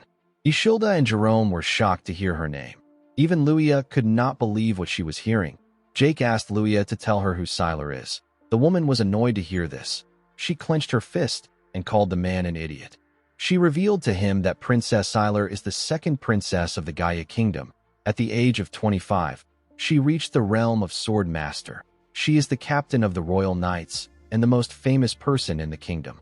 Luia pressed Jake's head down and bowed her head. She apologized to the princess for their rudeness. Siler told her that it is fine. She told the woman that she will forgive her because they are not from the Gaia Kingdom. Ishilda began to tremble. She couldn't believe that she ran into a princess of another nation. She knew that she might cause an international issue if Siler finds out who she is. Mudok noticed that Ishilda was shaking. Siler told our boy that she will personally reward him for saving her life. She asked him to follow her to the castle when they are done eating. Mudok declined her offer. He told her that he has to return to his country. Siler was shocked to hear this. Luia became scared when she heard her master's response. She knew that it was extremely rude to reject a reward from the royal family in this kingdom. She decided to change the topic. She moved close to the princess and told her that her lord is quite nervous in front of her. She asked the princess to tell her how she ended up in the burning building. Siler realized that she was left there by Baron Dayton. She couldn't believe that the Baron betrayed her and tried to assassinate her even after she took great care of him. Siler told Luia that it is nothing serious. She said that a pathetic man with no confidence tried to assassinate her with poison. Luia was shocked to hear what she said. The princess revealed to her that the assassins set the building on fire to make sure that no evidence is left behind. She turned to Mudok and told him that she must repay him for saving her life. She asked him to tell her what he wants. Before Mudok could say anything, Siler's stomach growled loudly. The princess was quite embarrassed to see this. Our boy told her that what she wants is the food in front of her. Siler was annoyed to hear this. She called him an insolent bastard. She asked Mudok if he is mocking her. Our boy explained to her that she must be hungry since she hasn't eaten since yesterday. He asked her to sit down and eat. The princess ate the steak in front of her in anger. She was annoyed that our boy rejected her offer. She told herself that she would have sent him to prison if he wasn't her benefactor. While eating, she saw a sword in the room. She asked the group about who owns the sword. Mudok revealed to her that he is the owner. Siler wondered if our boy is a noble who used to be a knight. As the captain of the Royal Knights, the woman was curious about Mudok's swordsmanship skills. She referred to our boy as Baron and asked him to spar with her after the meal. Everyone was shocked to hear this. Mudok declined her request. He told her that he does not spar with those weaker than him. Siler was annoyed to hear this. She couldn't believe that Mudok was saying this to her face. She released her energy and held her cutleries tightly. She wondered why Mudok was acting like he doesn't know that she is a sword master. In the past, there were times when male knights from other countries refused to duel with her simply because she was a woman. Siler found it easy to get those knights to accept her duel. She laughed and asked Mudok if he is afraid of losing. Everyone was shocked to hear this. They couldn't believe that she was provoking our boy. Mudok stood up and grabbed his sword. He asked the princess to come out. With a look of anger on his face, Mudok told her that he wants to show her a technique. The scene shifts, and we see the group outside. Siler and Mudok were standing in a grass field. Siler told our boy that they will be following the knight's rules. She said that their mana will be restricted. The first to subdue the other wins. Mudok accepted her condition. Jerome reminded his master that Siler is a princess of the Gaia Kingdom. He told him that they can have diplomatic issues if Siler gets a scratch. Our boy told him that he understands. He asked him to stop talking. Siler asked Mudok if he is ready. The woman believed that she has met plenty men like our boy. She told herself that every single man ends up kneeling in front of her. Siler smiled like a lunatic when she thought about how our boy will kneel in front of her. She turned her blade and made the sun reflect on it. She directed the reflection at Mudok's eyes. Our boy seemed annoyed by her cheap trick. Siler charged at him because she believed that she had seen an opportunity. Mudok easily blocked her attack by raising his sword. Siler did not expect him to block her surprise attack. She realized that our boy was skilled. She charged at him again from behind. She thrust her rapier at him at a crazy speed. Mudok was able to dodge the attack by moving his head. He smiled when he dodged the attack. Siler wasn't done with him. She made her attacks faster and stronger. She attacked him multiple times. Our boy blocked her attacks, but he was getting pushed back. Siler didn't stop for a moment. She directed each swing at his head. Mudok didn't seem bothered by her attacks. Siler noticed that our boy was blocking her attacks with minimal movements and no effort at all. She couldn't believe that he was able to block a sword master's attack. She had to admit that Mudok was skilled. She moved close to him and swung her sword with a large amount of strength. Her attack destroyed the ground. Our boy was able to dodge it by jumping back. Siler jumped to move close to him. She gave Mudok a heavy kick in the air. Our boy was able to block the kick with his sword, but he was still sent flying. He pushed his sword into the ground in order to hold himself down. He raised his head and glared at Siler. He realized that the princess is like a master of the piercing spear style at the harmonization stage that is running wild. She used an endless barrage of thrusts. Mudok knew that he couldn't just continue blocking her attacks. He knew that they would eventually destroy the entire area if they continue like this. He decided to end the fight in one strike. He and the princess charged at each other. The princess swung her sword at him. Our boy blocked her attacks. The princess tried to kick him with her leg. Mudok blocked her leg with his sword. He moved to the side and gave her a heavy blow in her stomach. The punch made her lose her balance. Mudok grabbed her neck and slammed her body into the ground. Siler quickly tried to get up, but our boy pointed his sword at her neck. He asked the princess to admit her defeat. Siler rejected this offer. She asked Mudok to fight with her again. Jerome clapped for them and said that they both displayed wonderful swordsmanship skills. He suggested that everyone should head back inside to finish their meal. With a serious look on her face, Siler told Mudok that she will officially challenge the Drake Kingdom if he doesn't accept the rematch. Everyone was shocked to hear this. This was their biggest fear. They hoped that she wouldn't do this. Mudok moved away from her and told her that admitting defeat is also a virtue of a warrior. He told her that her actions are that of a child because she is the princess of the kingdom. Siler stood up and asked him to repeat what he said. She grit her teeth out of anger. She covered her hand with her energy and charged at our boy out of anger. She asked him to tell her what he knows about her for him to speak like that. Before she could reach him, Mudok pointed his sword at her face. The princess quickly stopped moving. She fell to her knees. She realized that she lost. She couldn't even see our boy raise his sword. Mudok asked the princess if this is how they treat their saviors in this country.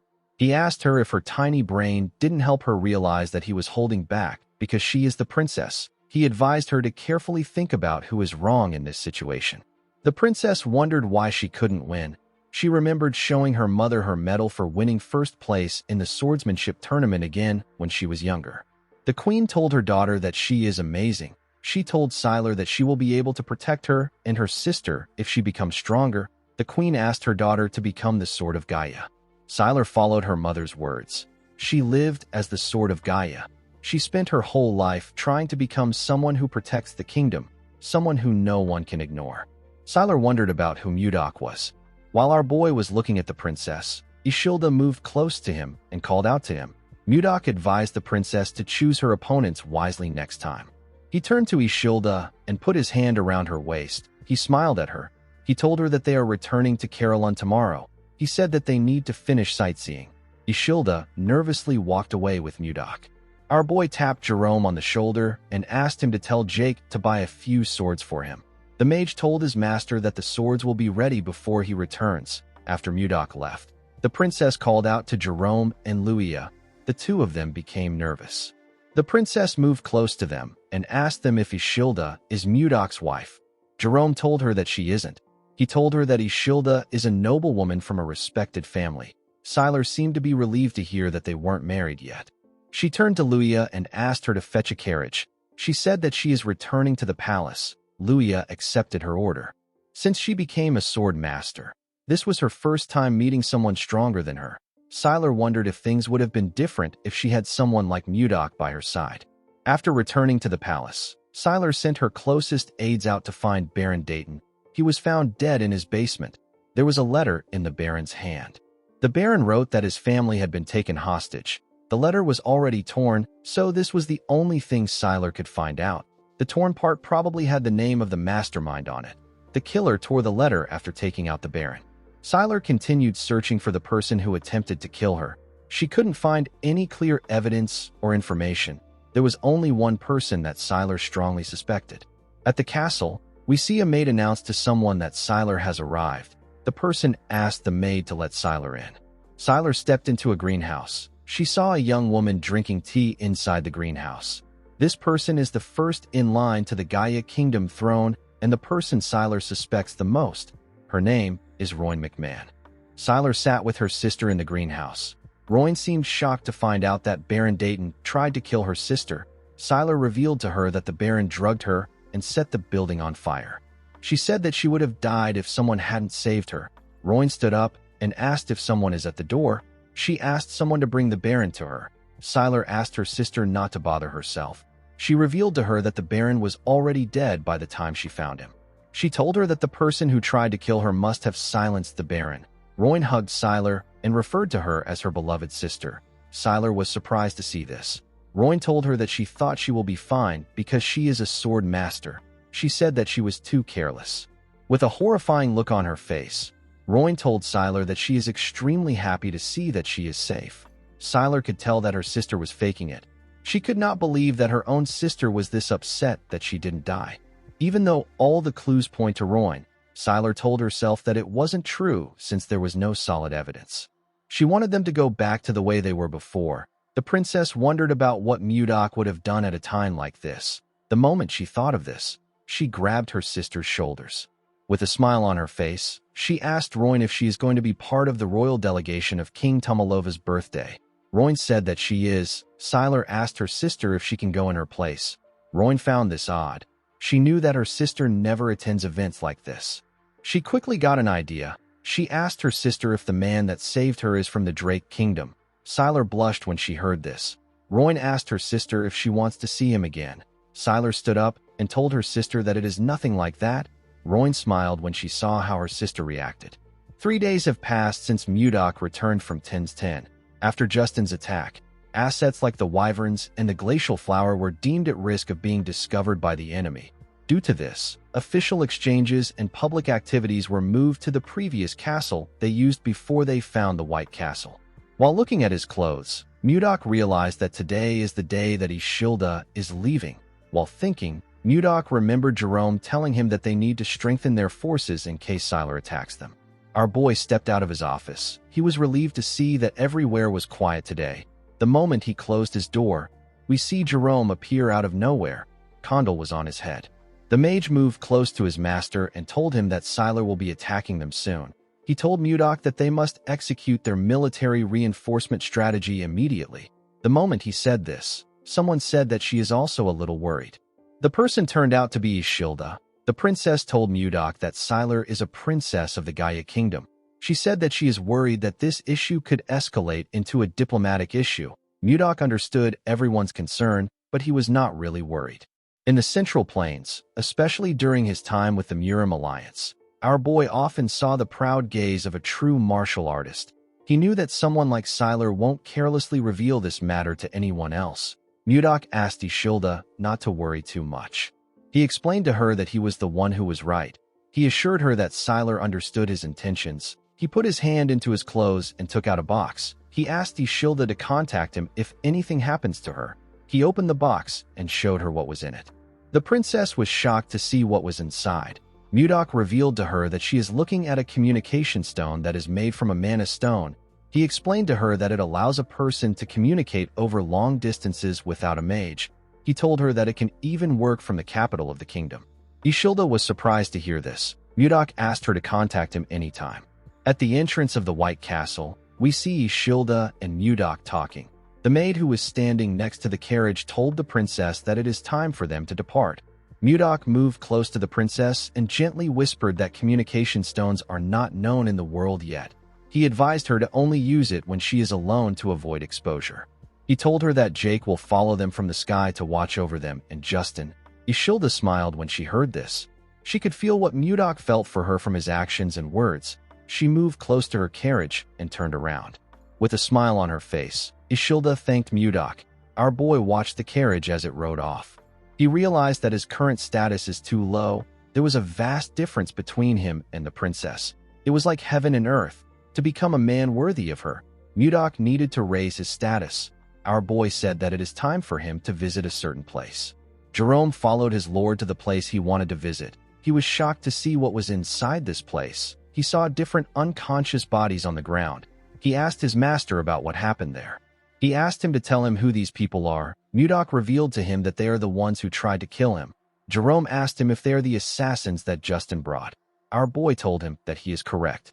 Mudok and Jerome walked past the assassins lying on the ground. The mage asked his master if Justin knows about them. Our boy told him that Justin probably thinks they are dead.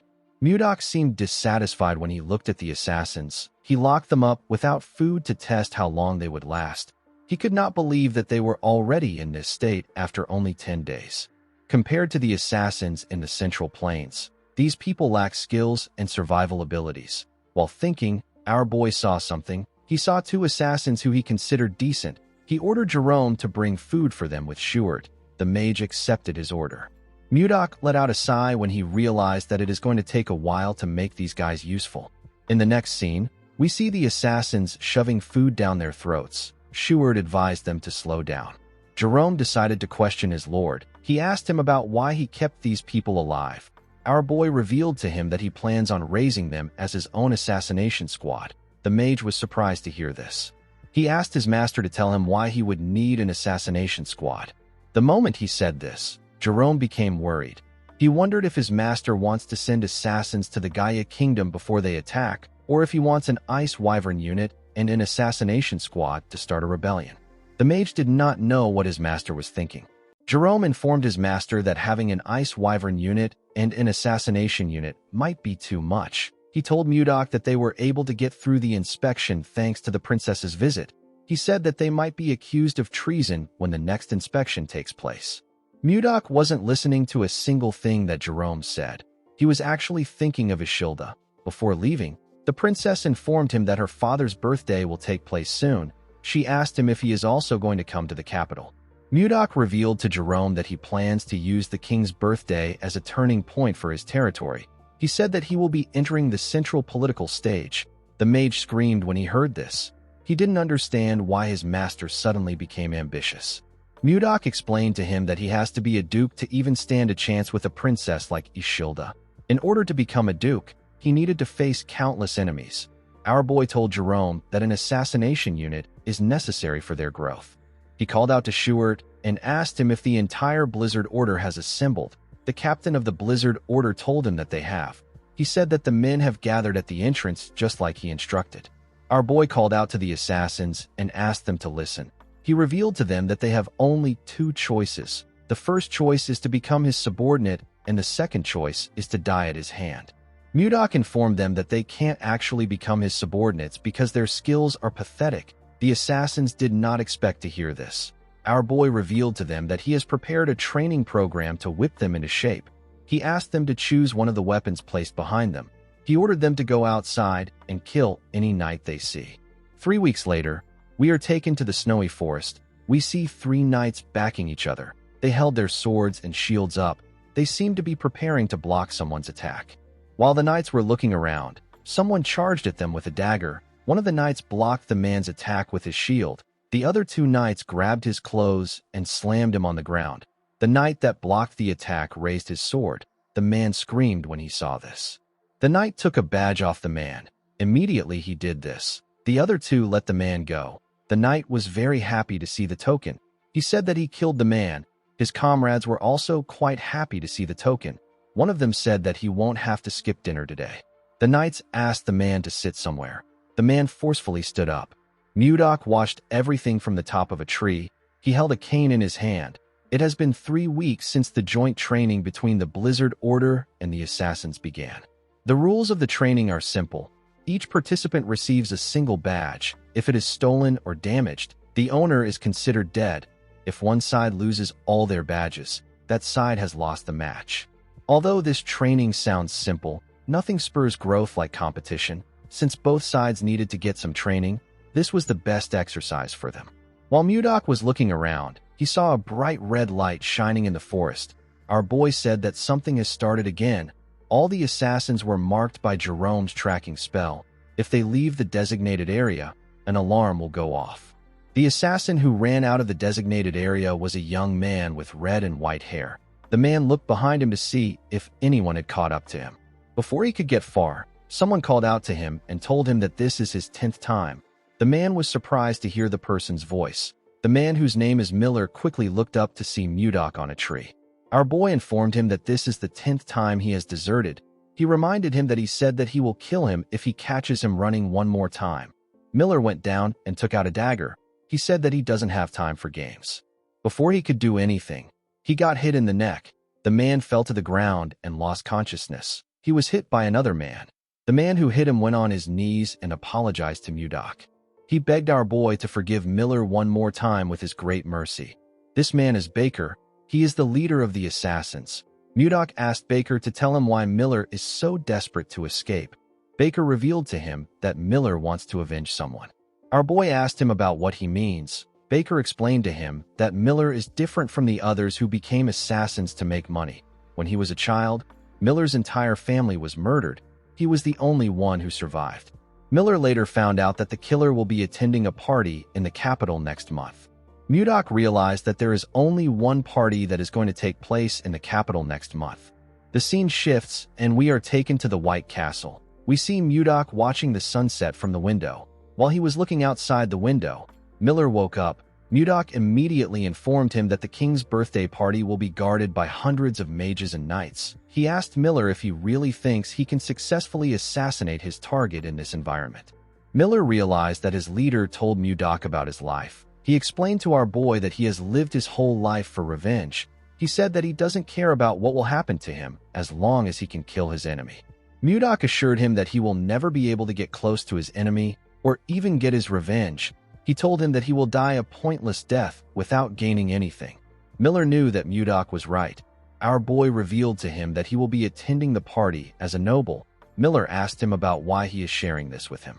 With a crazy smile on his face, Mudok told the boy that he is proposing a deal.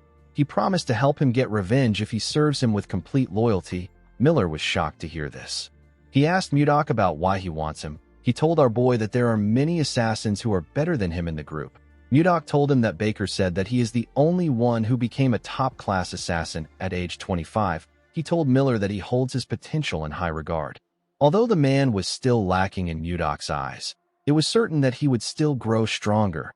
Our boy told him that he needs him in the assassination unit he is forming. He asked Miller if he will make a deal with him. The man remembered the bodies of his family members. He went on his knees and told Mudok that he will do anything as long as he can get his revenge. Our boy walked past him and told him that they have a deal. He revealed to him that they are traveling in a few days. He asked him to prepare. The moment he said this, Savina stepped into the room. With a bright smile on her face, she told her master that the ice cream is ready. Miller was surprised to see the beautiful girl. Her beauty was captivating. He watched her as she walked out of the room with Mudok. He placed his hand on his chest when he noticed that his heart was beating fast. The man wondered about who Savina is. In the next scene, we are taken to a huge mansion. We see Duke Icarus sitting on his throne. The Duke was annoyed to hear that his son lost his artifact. He called him a fool. Justin tried to explain himself, but his father asked him to shut up. The boy bowed his head in shame and kept quiet. The Duke did not like the fact that Mudok messed with him. He called out to a man known as Roxlin and asked him if he can handle the situation properly. With a smile on his face, Roxlin asked the Duke not to bother himself. He assured him that he will stop Mudok.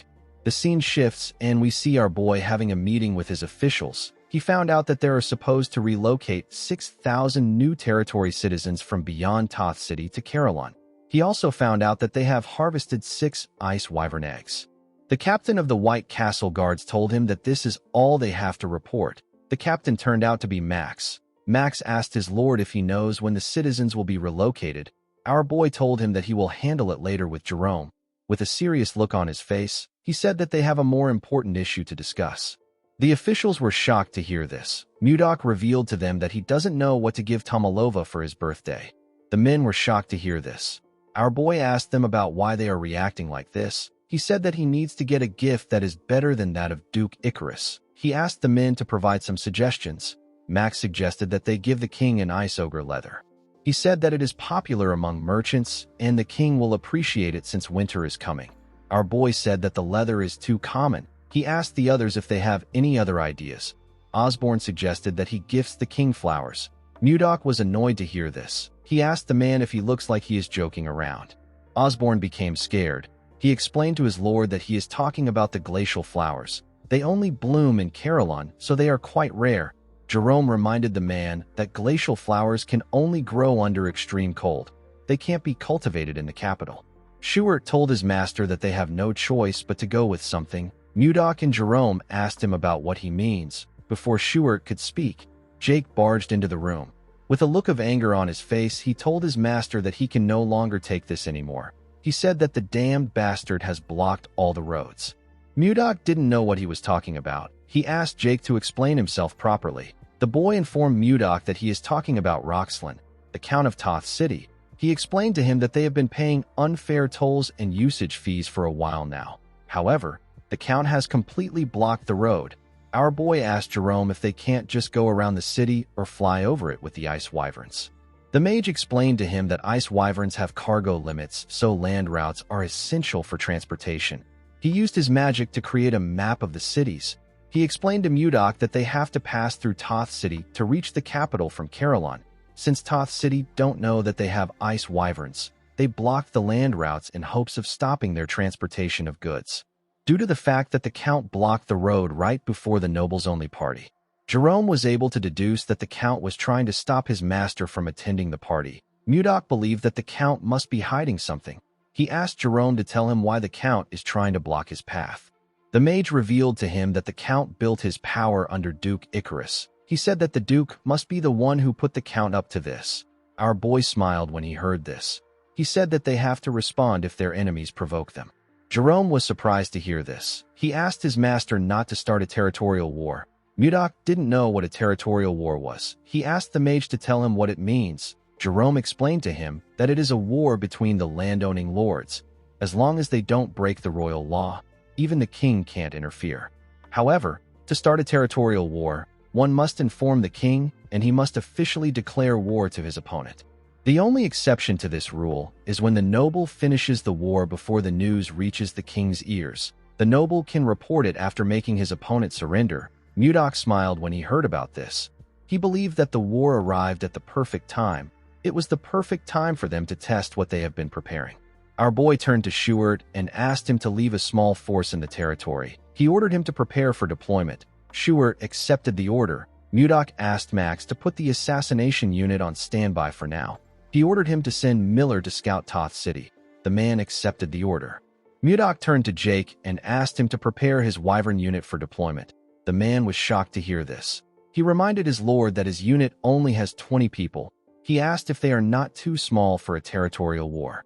Our boy did not expect to hear this. He asked Jake if he is really the captain of the Wyvern Knights. He told the man that he doesn't trust the power of the Wyverns even though he is so close to them. Jake was surprised to hear this. He realized that his lord was right. He knew that his Wyverns weren't weak. He walked out of the room with the others. He was determined to show everyone the power of the Wyverns. Mudok wore his black robe. He ordered Jerome to declare war on Toth City for the tyranny against the citizens of Carillon and for blocking their passage. Jerome refused his master's order. Mudok thought that the man wanted him to repeat himself. He quickly realized that Jerome denied his request. He turned to him and asked him to repeat what he said. Jerome explained to his lord that this is a gamble that does not guarantee their win. He said that it is too reckless to risk the lives of their people on this war. He reminded Mudok that Count Roxland still holds 6,000 citizens as hostages. If Carillon attacks first, the people might be in danger. Apart from this, Toth City forces outnumber their forces by tenfold. If the city was to receive support from Duke Icarus, Carillon will be at an even greater disadvantage. Mudok said that he needs 2 days. He assured Jerome that he will end everything in 2 days. The mage was shocked to hear this. He told his master that this is impossible. Our boy walked past him and reminded him that he is a strategist. He asked Jerome not to show uncertainty in front of the troops. Jerome realized that things could actually go differently. He knew that our boy was someone that could defy his expectations and create a miracle. When Mudok got outside, he ordered his knights to prepare Lilith for him. He raised his hand and looked around. He saw his soldiers and Wyvern Knights awaiting his orders. With a smile on his face, Mudok announced that Carillon is declaring war. Guys, we have come to the end of our video. If you guys want more of this recap, let me know in the comments section. Don't forget to like and smash that subscribe button for more recaps. See you guys later.